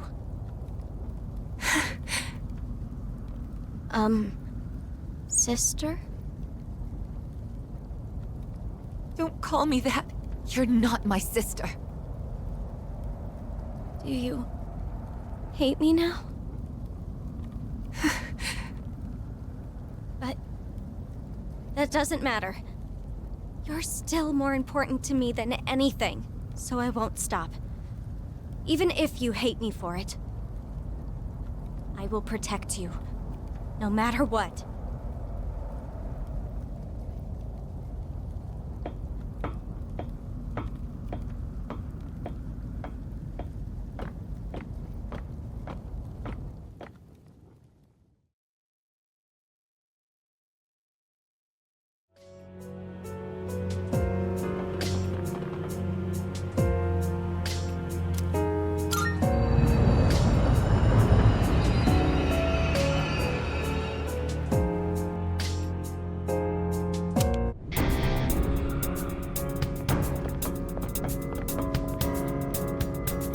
What's up? Oh. Junpei-kun. Koro-chan. So, I think I mostly get what's going on. That's what happens to the losers, huh? That's correct. And no one's taking my sister's key. No matter who we have to beat. That's what I expected from little sis, but... Aigis? What about you? You wanna redo the past, or move forward?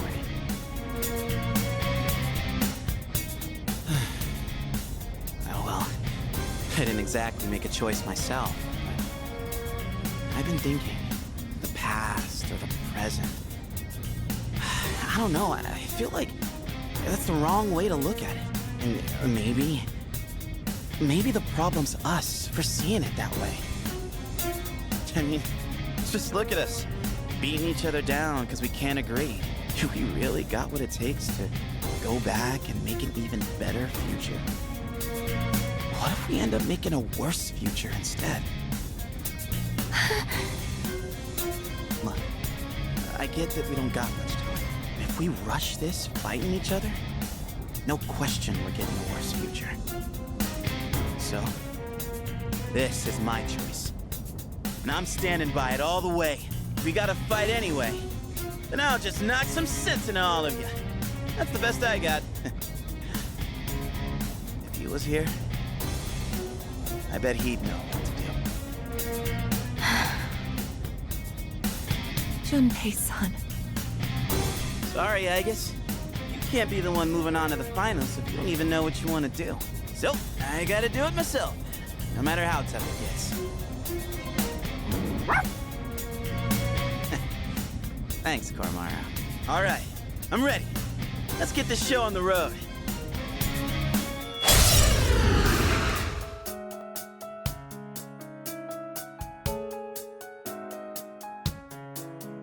No hard feelings, Kay. So don't hold anything back.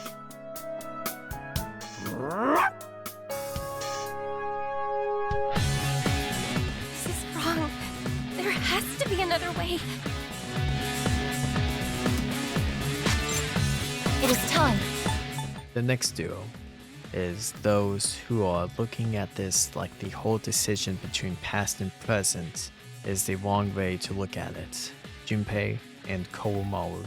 Though they may be lacking the heals, their damage output mixed with applying elements where given these right circumstances, it can kill rather fast. Komaru applies the fear, while Junpei supplies the punches. You're pretty tough, Ai-chan. But so am I. Let's go!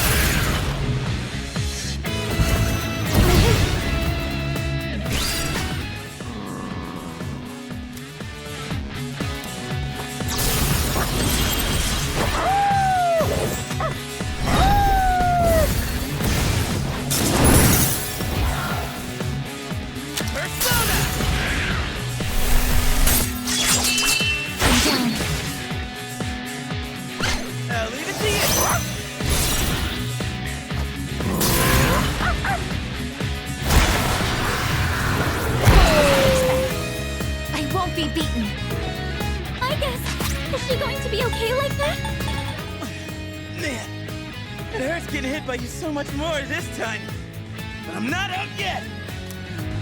All you just get this.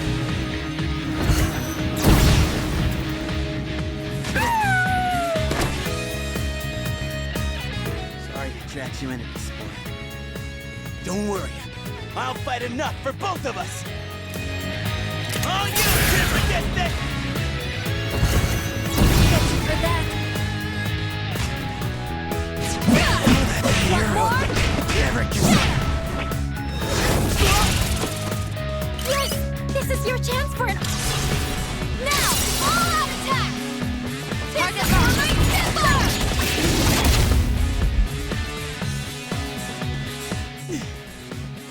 Damn. That's some serious firepower. But I'm not losing. Yeah! My time to shine! Finishing move!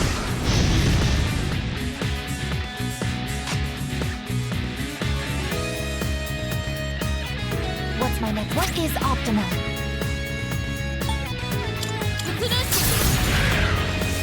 This is pretty bad. What the hell? God damn it.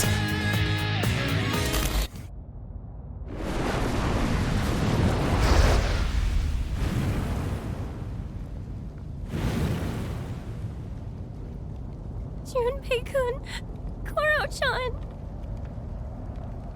I thought we were all searching for the same thing. I thought we all cared about each other. So why? The next battle will be the last. If we win, there won't be anyone left who can take your key. This can't be right. I think I agree with Junpei-san. That we're the problem, and knowing that I might die because of all this. It's terrifying. Terrifying to think that conflict is inevitable, because agreeing with anyone means disagreeing with someone else. So do we really have no choice but to hurt the ones we care about the most? That's just... I don't think I can take it. Sister. I can't do this. I won't. I'm not fighting anymore. I'll give you Kari-san and Mitsuru-san my key, and this will be over. No! You can't just let yourself die. I did, and that would be fine. Besides, you still don't know that for certain. I should be okay if my power core remains functional.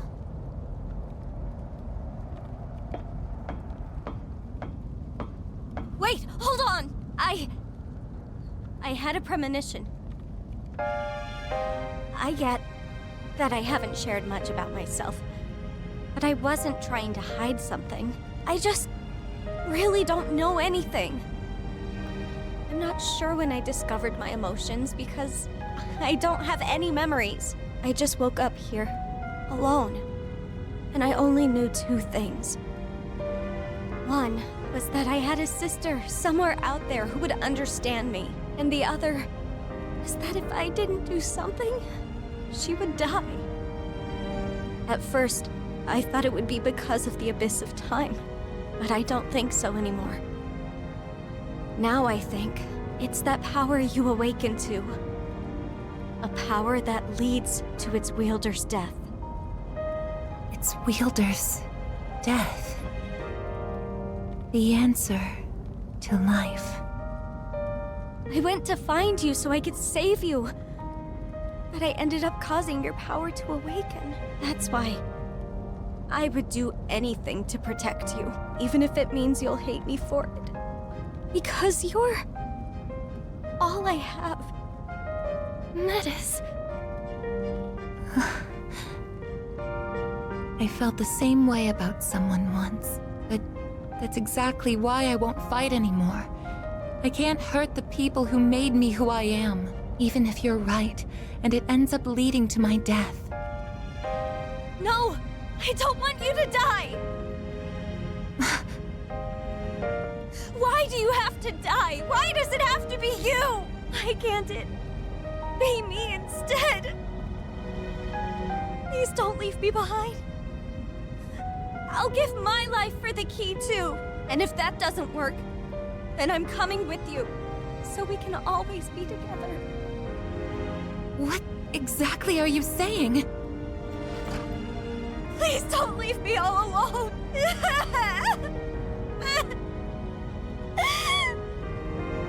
Metis. I'm sorry. Don't worry. I'm not going anywhere. I know how painful it is to be left behind like that. How could I do that to you?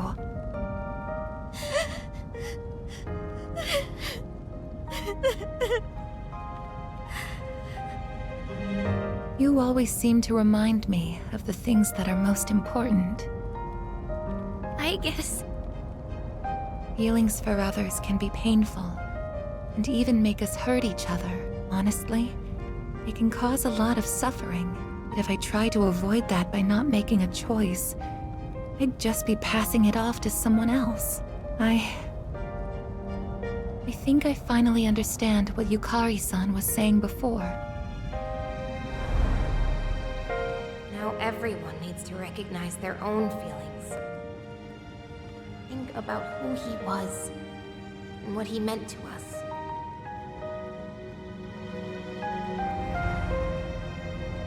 I was running away from how I feel. What will I choose if fixing or letting go of the past isn't the right way to think about it? Fuka-san, I want to discuss something with you. You too, Metis.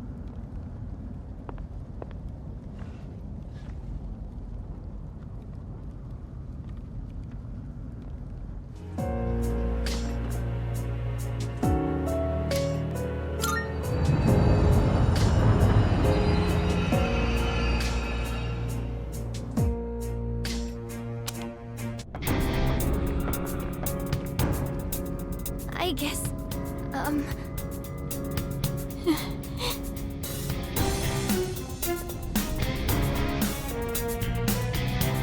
So you're here. Yukari-chan. You thought about what I said, didn't you? I can see it in your face. I did. I understand what you meant now. There are 4 lit flames. Then the victors of this battle will be awarded the true key. So, Aigis, have you decided which choice you would make? I can't go back to the past yet, so I won't give up this key. I see. Then it appears we are in opposition. Yes, I won't give up on what's important to me. It may be painful, but I will stand by my choice. I understand now, thanks to her. Sister. You know, all of this may have actually been for the best. You've been acting so empty and mechanical lately. Like when we first met, I actually thought you were just gonna hand over your key because you didn't want to fight. But what you just said, it's like you're alive again. Which means we'll both be giving it our all, right? Yes, and I'm ready to prove it. I feel just as strongly about him as everyone else. Alright then. Guess we're done talking. And I'm not giving up on what's important to me either.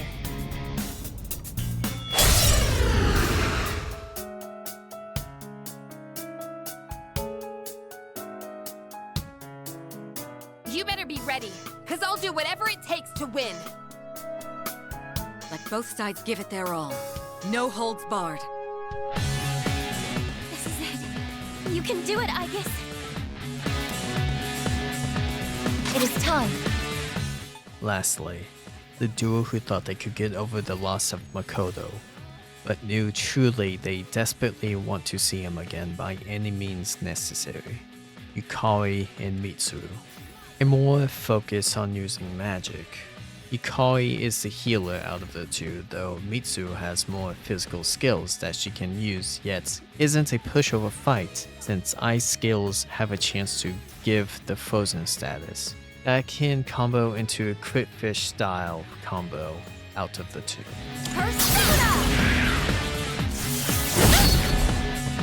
It's gonna take a lot more than that.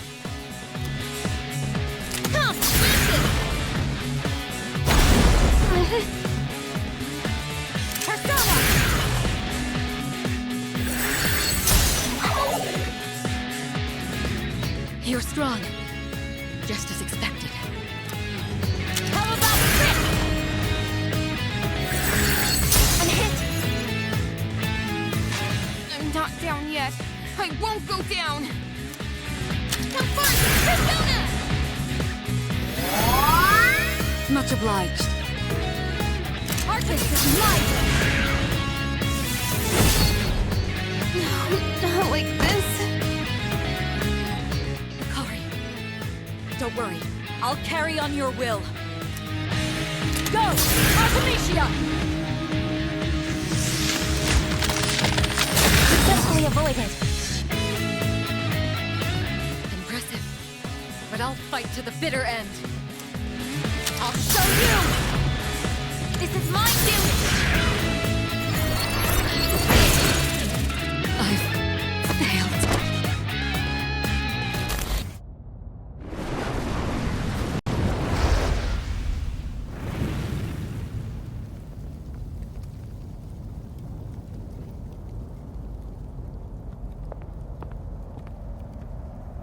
Aigis, here.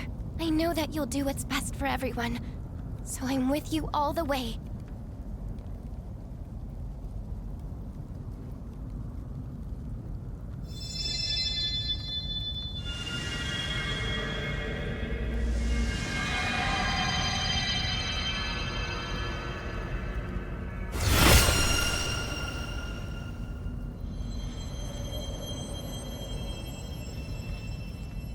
This must be the true key.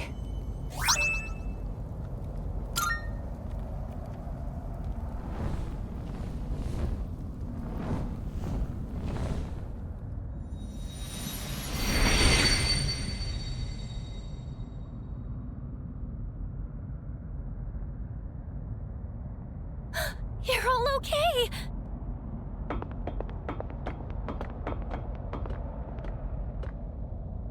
This may sound strange given the circumstances, but I'm so glad you're all safe. Yeah, so... You really don't want to go back? What? Hey! I want him back.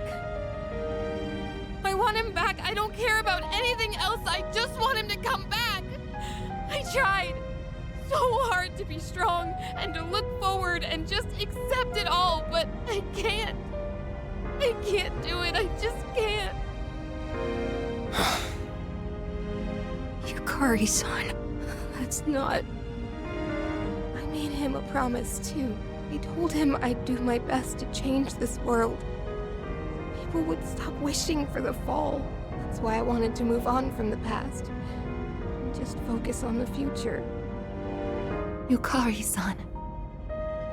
But that was just a promise to myself. Not to him. So it can't end like that. Yukari, it's hard. Unbearably hard. But if you don't face that pain, it will never heal. So what? If I face it, it'll suddenly be okay? I'll just accept that he's gone? Or forget all about it? That won't happen! All of us should know by now. That never happens! You face your pain because it'll never truly go away. Yukari, would you help me fulfill the promise I made to him? What? It was more a promise to myself, like yours. He taught me so much, and showed me so many things that I've come to treasure. But before I could thank him, he was gone. The regret was suffocating. So, I promised myself I would always be there for the ones I care about, and fight to protect them no matter the cost. And you're someone I care about, Yukari. What? Me? You may not have thought much of it, but to me, last year, when you refused to give up on me and gave me something to fight for again, I will never forget that. So this time, we want to be here for you. Mitsuru-senpai, The pain of losing someone close to you is terrible. But you don't have to hold it in. And Yukari, you've kept yours locked up for too long. You've been trying so hard to push forward that you never stop to grieve. It's all right. We're here for you. Your friends are here for you.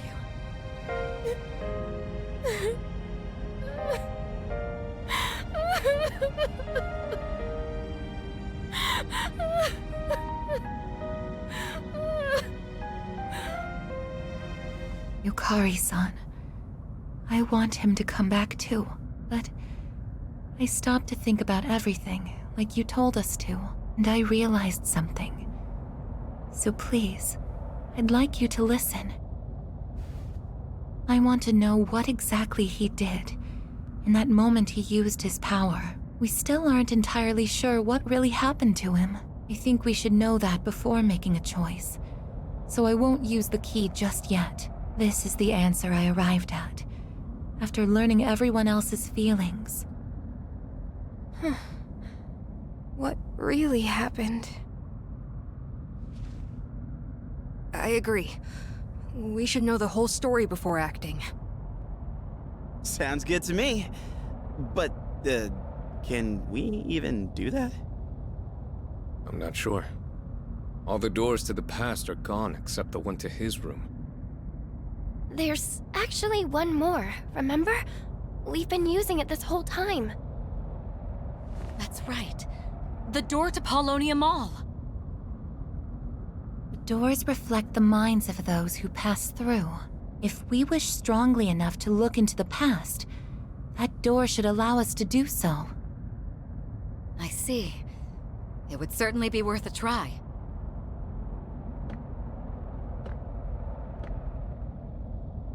Is something wrong? I was just thinking...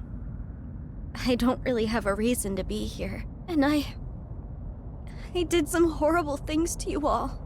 So, I shouldn't go with you. Dude, what are you even talking about? We got ourselves into this mess. None of this is on you. Yeah, it's our own fault we got trapped here. And for squabbling with each other too. You're sticking with us, whether you like it or not. Don't you remember? I told you I won't leave you behind. Huh? Now that I think about it, it's pretty lucky there's still that one door left, huh? It almost seems too good to be a coincidence. Huh. Actually, that is unusual. If its purpose was to prepare everyone for battle, why is it still here? We have the true key, so the fighting should be over. But the door hasn't disappeared. So then, does it have another purpose? I suppose it would make sense. If that door hasn't fulfilled its purpose of preparing us for combat, perhaps there's still an enemy for us to defeat. Our own feelings were the cause of this situation, and Aigis' proposal would take us to the source of that pain. I wouldn't be surprised to find something waiting for us there. So, what should we do? Come up with another plan? If there is something there, that's even more reason for us to go. That's what I think. Then this should be our final battle. That sounds familiar. Feels like January again. I wonder what is waiting for us. Another large shadow, maybe? No point thinking about it. We just gotta beat it, no matter what it is. That's right. And I'll support you all as best as I can. Okay then, when we work together, there's nothing we can't do. Now let's go!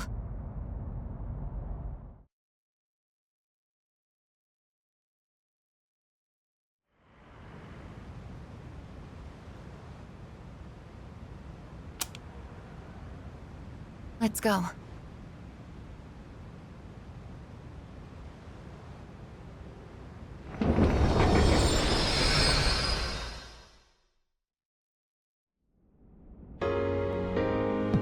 We're here. What?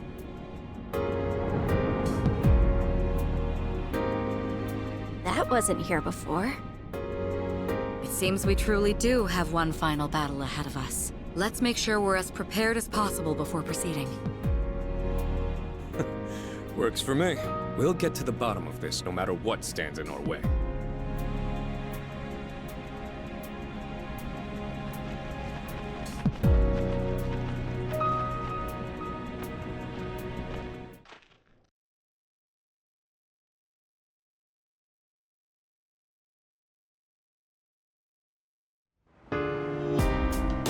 After the grueling battles against friends who want their respective desires in regards of Makoto's final sacrifice, the true ending to this time loop is behind the massive, ominous door that's in the abyss of time. Before we see the conclusion, the proper thing to do is to get ready for what is to come. The first part of this is by taking out the Reaper that plagues these corridors with fear and death.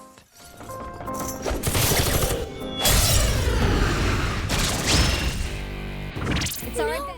His fight was like when we took him out for the first time, though the knowledge of what to do gave us the massive advantage. Still, he is tanky and a force to be reckoned with.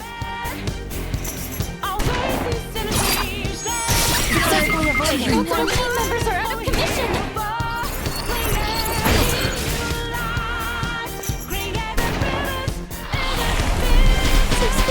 I'm scared. This is nothing. You're back in the fight. Now it's our turn. Aigis evaded the attack. Orgia mode activated. Ready to die?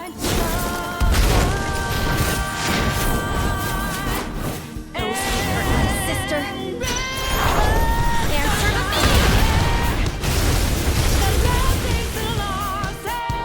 That's a win for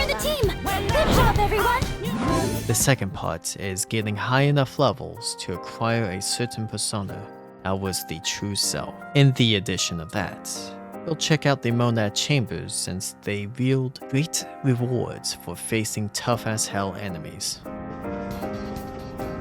Oh fuck that, we'll just go to the final door.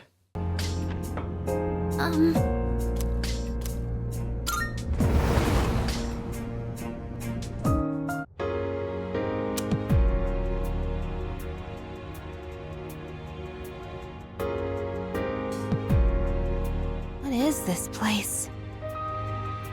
I can feel it. This is the site of the final battle. Hey, I can move. If it's a past that everyone experienced, then you can interact with it, remember? It's just like that shopping mall. Everyone? But this ain't your past, right? It's probably because I...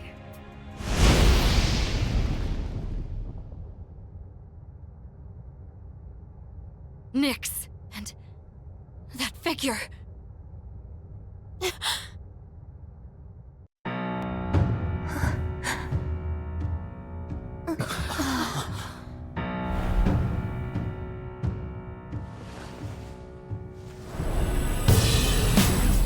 So this is the miracle he performed.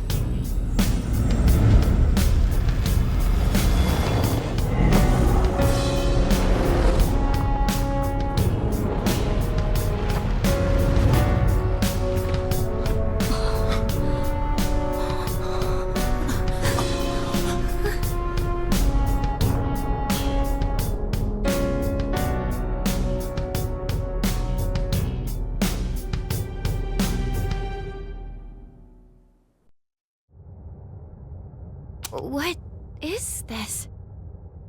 That's his life essence. This is what happened that night. Using the power of the Great Seal, his own essence became the seal. But when someone's life essence leaves their body, they die. To do this intentionally, he must have already found his answer to life. His answer to life? I don't think he has any regrets. He even managed to keep his promise to you all before his consciousness finished fading away. His promise? You mean, to meet up on graduation day? Wait, how do you know about all that? How? I just do. I'm probably like Nyx, or this person who became the seal. I think I belong on this side. Nyx is able to bring death to all things, but if she's that powerful, then what was stopping her before he became the seal? Was there someone else? Then what about before humanity existed? What are you getting at? I'm not sure why this occurred to me, but I don't think Nyx is malicious. Normally, a seal shouldn't be necessary. What? Are you saying he did this for nothing? No. I think what he was actually trying to do... The hell was that? Everyone, look!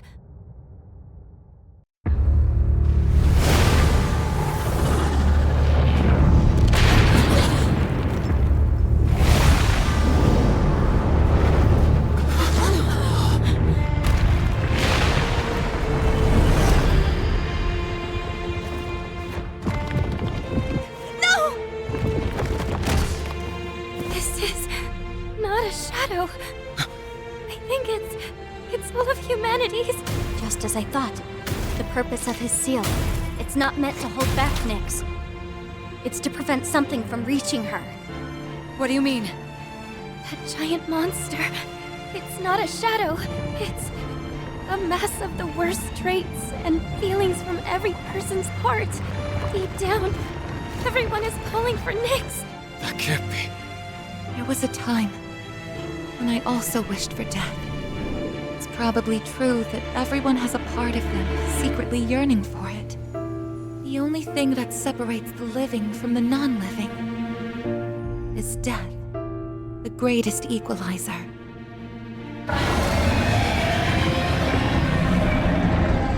I think I understand. When you feel like your life has no meaning, the thought of death can be comforting. And that subconscious desire is so strong, it could even create a monster like this. I guess that's just how it is these days.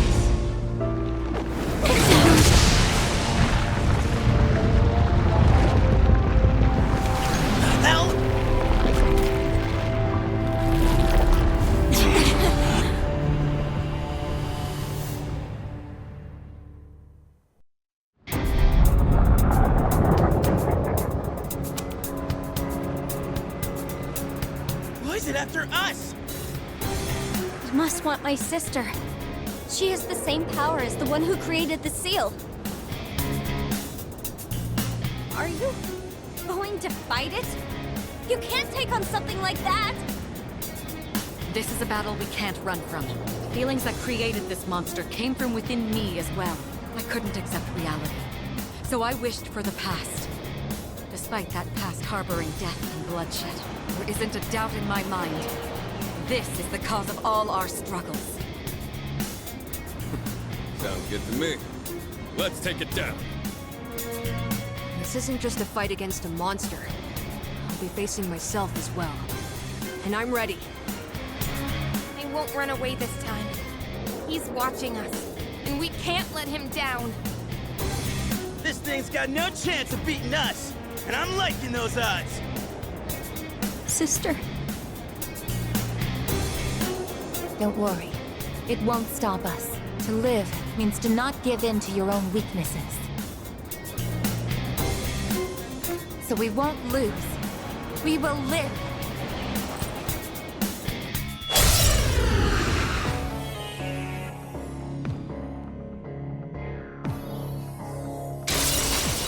My Virgie, I think I can use... Arguably, the best part of the expansion is this boss fight. The stage itself is something truly majestic with the ever-flowing of the golden-like mist and the cosmic space that everyone was once in due to the sealing of next by us. The music, being a new addition, gives the feeling of the needing to end this once and for all, or else a terrible future will come. And finally, Erebus, being the manifestation of everyone's quiet yearning for the peaceful nature that is death, no matter the person or the circumstances. It is like a universal desire that everyone has. Because of the Greek mythology tied to this, Erebus or Erebos is the personification of the deep darkness that fills the void prior of creation. He was born by the primordial force of chaos. Thank you. I appreciate it.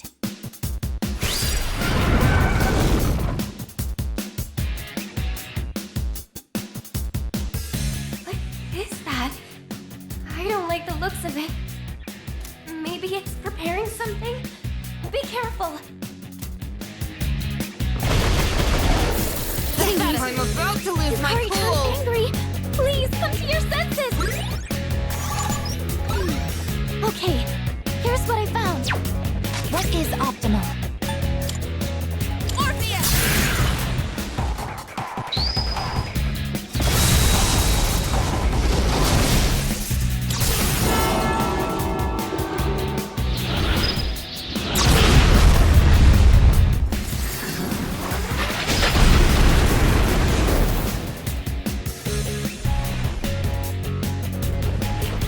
It's gone.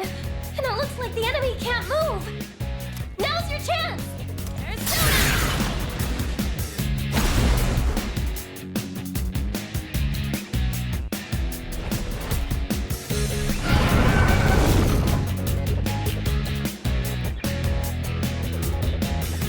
These readings. Oh, while it's charging up, its power levels become unstable. Focus on attacking, just like before. That should disrupt the enemy's charging. I will say that even though Erebus is the final boss fight of the story, that it is a tough fight, Erebus is not the hardest fight in the game. That goes to Elizabeth and then Joker. Regardless, let's see the end of a fantastic story.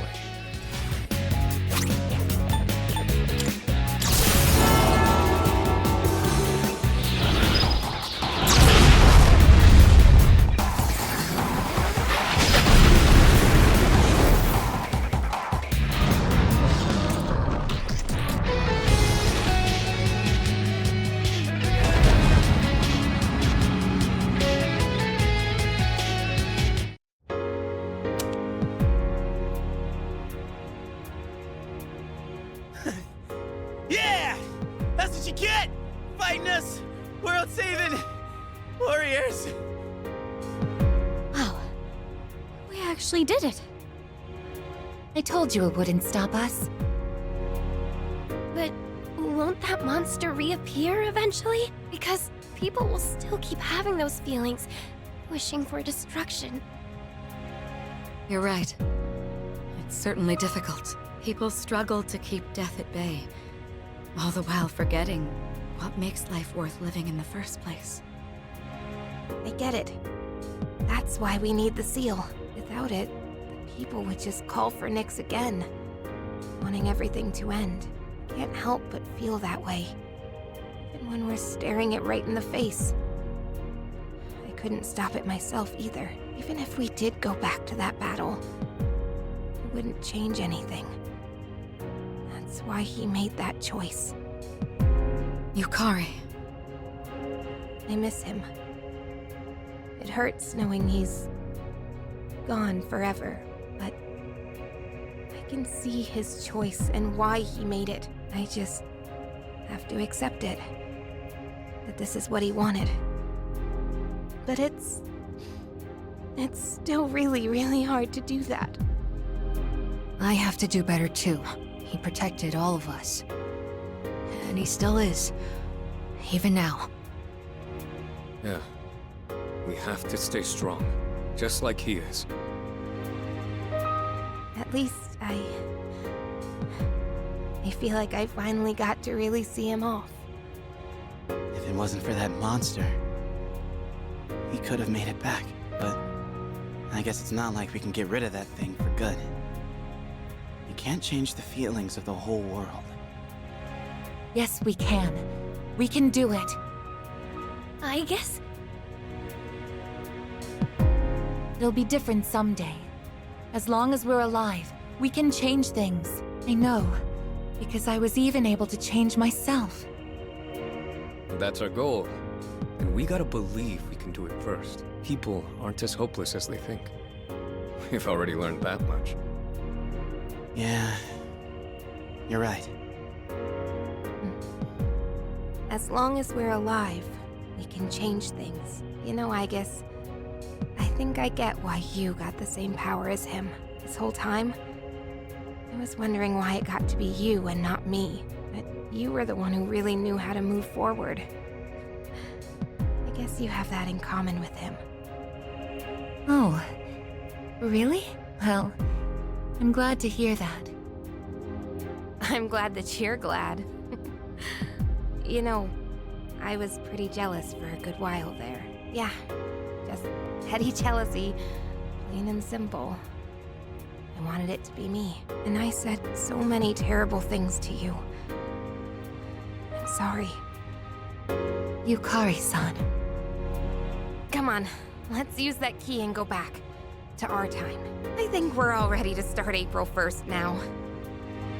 Agreed.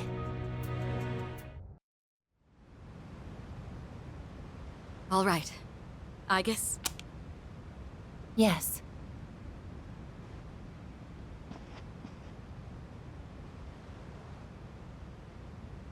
I don't know how else to say this, so I'm very glad I got to know all of you. Isn't it a bit early to be getting sentimental? And you don't have to be so stiff. We're all friends here, right? Actually, you shouldn't say that at all. It's like you're saying goodbye. Yes, You're right. Oh, friendship. If something's mere presence can make you realize you're alive, and if that something isn't death, maybe it's friendship. Is that the answer to life I'm supposed to find?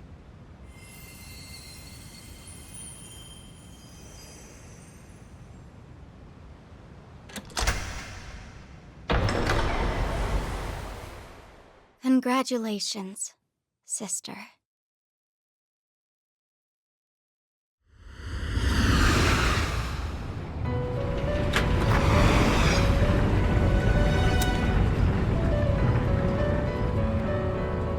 Where are we?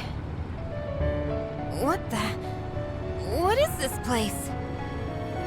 The hell's all this now? Didn't we just walk outside?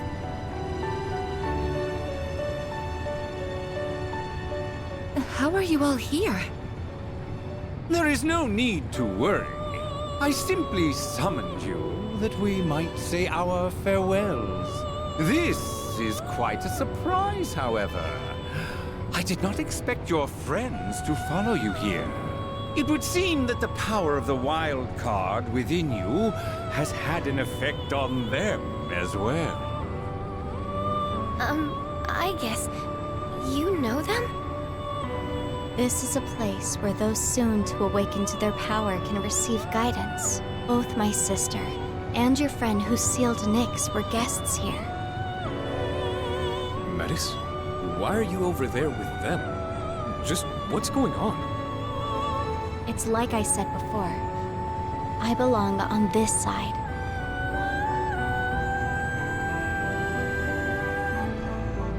The abyss of time will disappear soon. The flow of time in your everyday lives will return to normal. Congratulations, sister. And the rest of you as well. Metis, you... Do you recall saying that you could no longer fulfill your purpose? To protect him? Well, I think you might still be able to do so. What? We all discussed earlier getting rid of that monster for good. Maybe someday, enough people will come to the same realization as you. Were that to happen, the world would stop calling for Nyx, and the monster would no longer appear. So until that day comes, continue fostering connections with others. That is how you can still protect him. I really can keep protecting him? Metis, who are you really? Won't you tell us? I think she's my other self. The pain of losing him was unbearable. So much so, I just wanted to be a machine again. You must be the part of myself that I wished away. My lonely sister, always afraid of being left behind. You came to help me acknowledge and confront the pain of life. I understand now. But I wish I'd figured it out sooner. Sister. The souls of all living things are connected through a plane, similar to a sea. I think that's where I came from. Your heart is connected to that sea as well. You truly are alive. And from now on, we'll always be together, sister. I'm coming home. Welcome back.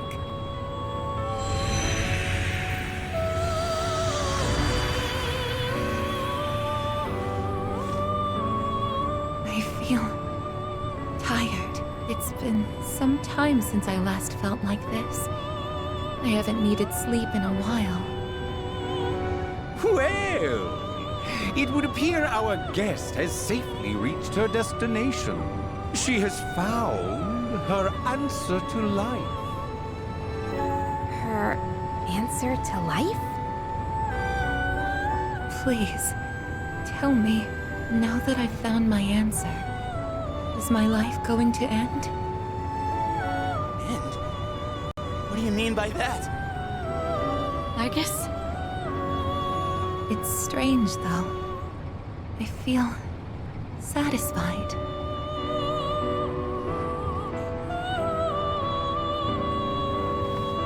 Wait, Aigis, are you... Oh, no, you can't! I wish I had been there to say goodbye. I shouldn't have locked myself away in my room. Huh? Am I crying? Now that I think about it, Metis cried before. I must have even thrown away the ability to shed tears. You've overcome this ordeal splendidly. And now you've reached the end of your journey. It is time for us to part.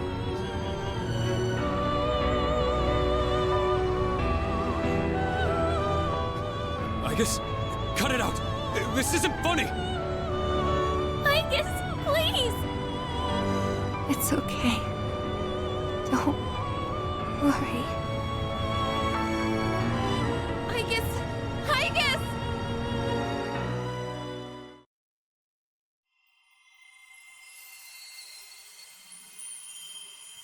You know, you might be able to reach him now. Not so much with words, but with everyone's hearts and strength. If you were to do that, he wouldn't have to carry on alone anymore.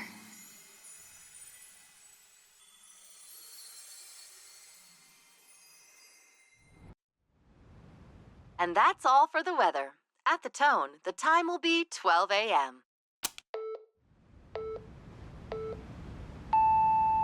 Good evening. It is now April 1st. Here are the latest news reports.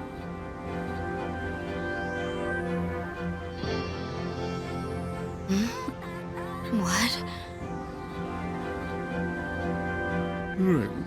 When did we fall asleep? Huh? This is the dorm. Is everything back to normal?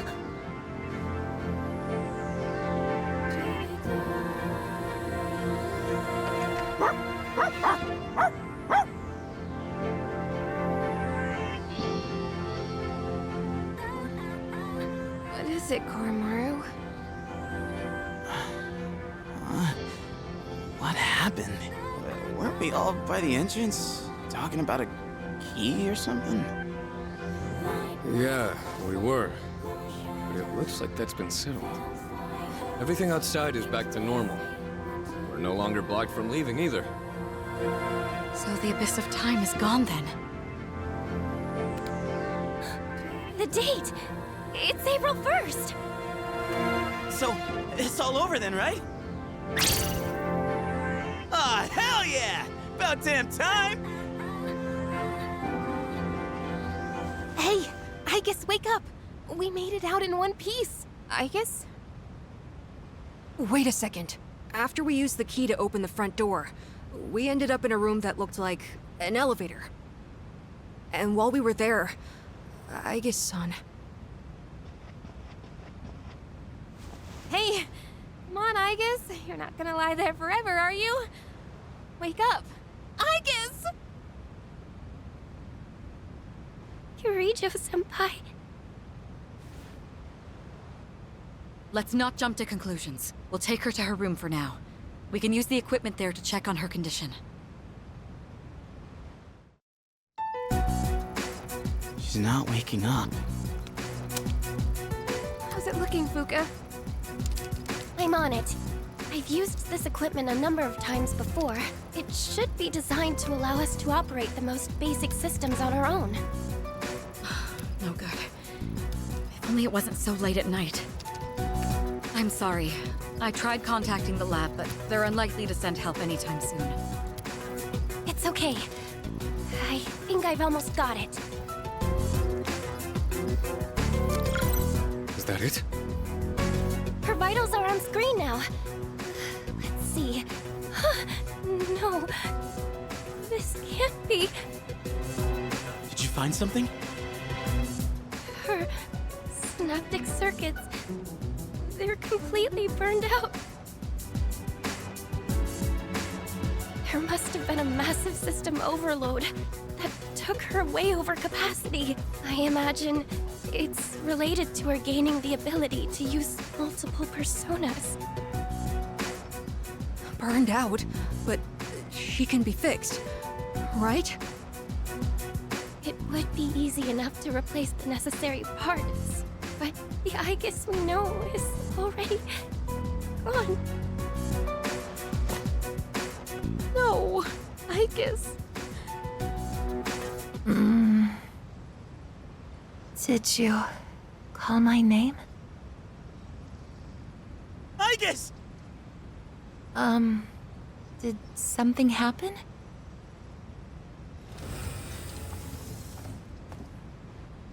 Jeez! Way to give us a heart attack, you sleepyhead! You took so long to wake up, we thought you were dead! But how? Her synaptic circuits shouldn't even be receiving power anymore. It's almost like she's really alive. I'm sorry if I caused you all concern. I was having a dream. The first one in quite some time. It was full of memories of the time I spent with everyone, and strength of heart, when united, is barred by no door. It's nothing. Painful goodbyes may be one of the most difficult aspects of living, but I believe that spending time with those who care about you is one of the most joyous. I really am lucky to have such wonderful friends. I guess you were right next to each other, suffering over the exact same things. Looking back, I feel kinda stupid. Why did we ever think we were all alone? I guess we're more alike than we thought. Man, is this nightmare finally over? We're not gonna wake up and see April 1st again, are we? Hey, quit tempting fate, would you? In any case, that's it for now. Oh, crap. With the danger gone, I feel like I'm gonna pass out. I could practically sleep standing up. Oh, Junpei-kun! All right. Let's head back to our rooms and get some rest for tonight. Was there anything else to take care of before we turn in? Actually, there is one thing I'd like to announce. With regard to collecting everyone's evokers, I'd like to reverse that decision. This whole incident gave me a lot to think about. In a way, I may have been trying to bury the past by collecting the symbols of our power and locking them away. But even with no shadows left to fight, we remain in a battle against ourselves. So, everyone should hold on to their own.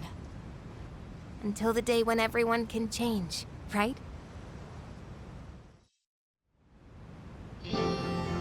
Let's see. My large items have been shipped. Am I forgetting anything? I just got word. Our transportation will be here shortly. You're taking everyone else too? Yes, their new dorms are on the way to the lab anyway. And since we're all here, I thought we might as well travel together. It would be dull otherwise. Has anyone seen Junpei? I told him not to be late. Junpei-kun! I bet he's trying to carry everything at once. Just ignore him. He did the same thing last year. I see. It sounded like it really hurt, though.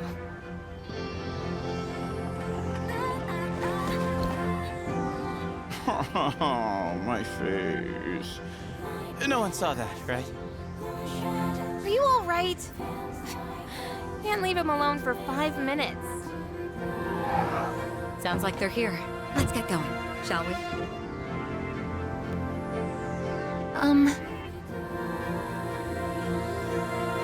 I actually have a favor to ask. What is it? I know it's last minute and might be too late, but would it be okay for me to not go back to the lab? Before, I thought I'd lost my purpose, my reason to live. And now I realize that isn't the case. If possible, I I would like to keep attending school with Yukari-san and everyone. Aigis. I want to continue experiencing new things with you all, if it's not too late. Well, it would be difficult, since I'm no longer involved with Gekkoukan High.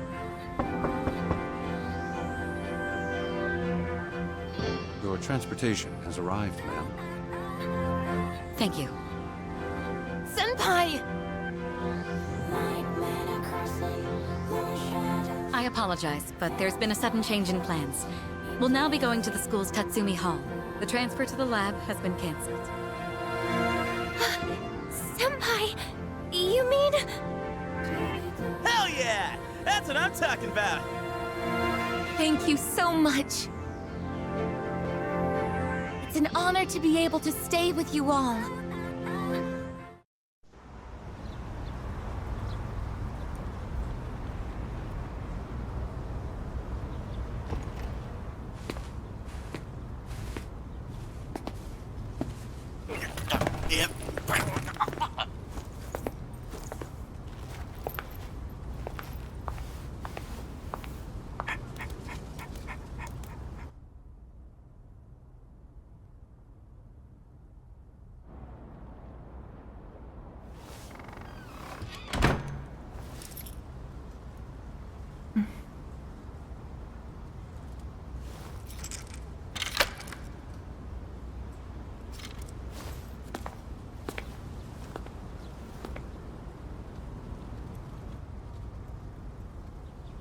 It's weirdly kinda sad to leave, huh? Yes, but change is part of life. Hey, so... if you're gonna live in the dorms next year... do you wanna be roommates? Huh? I imagine you still need one. And also, it just makes sense, you know? Because we're friends, aren't we?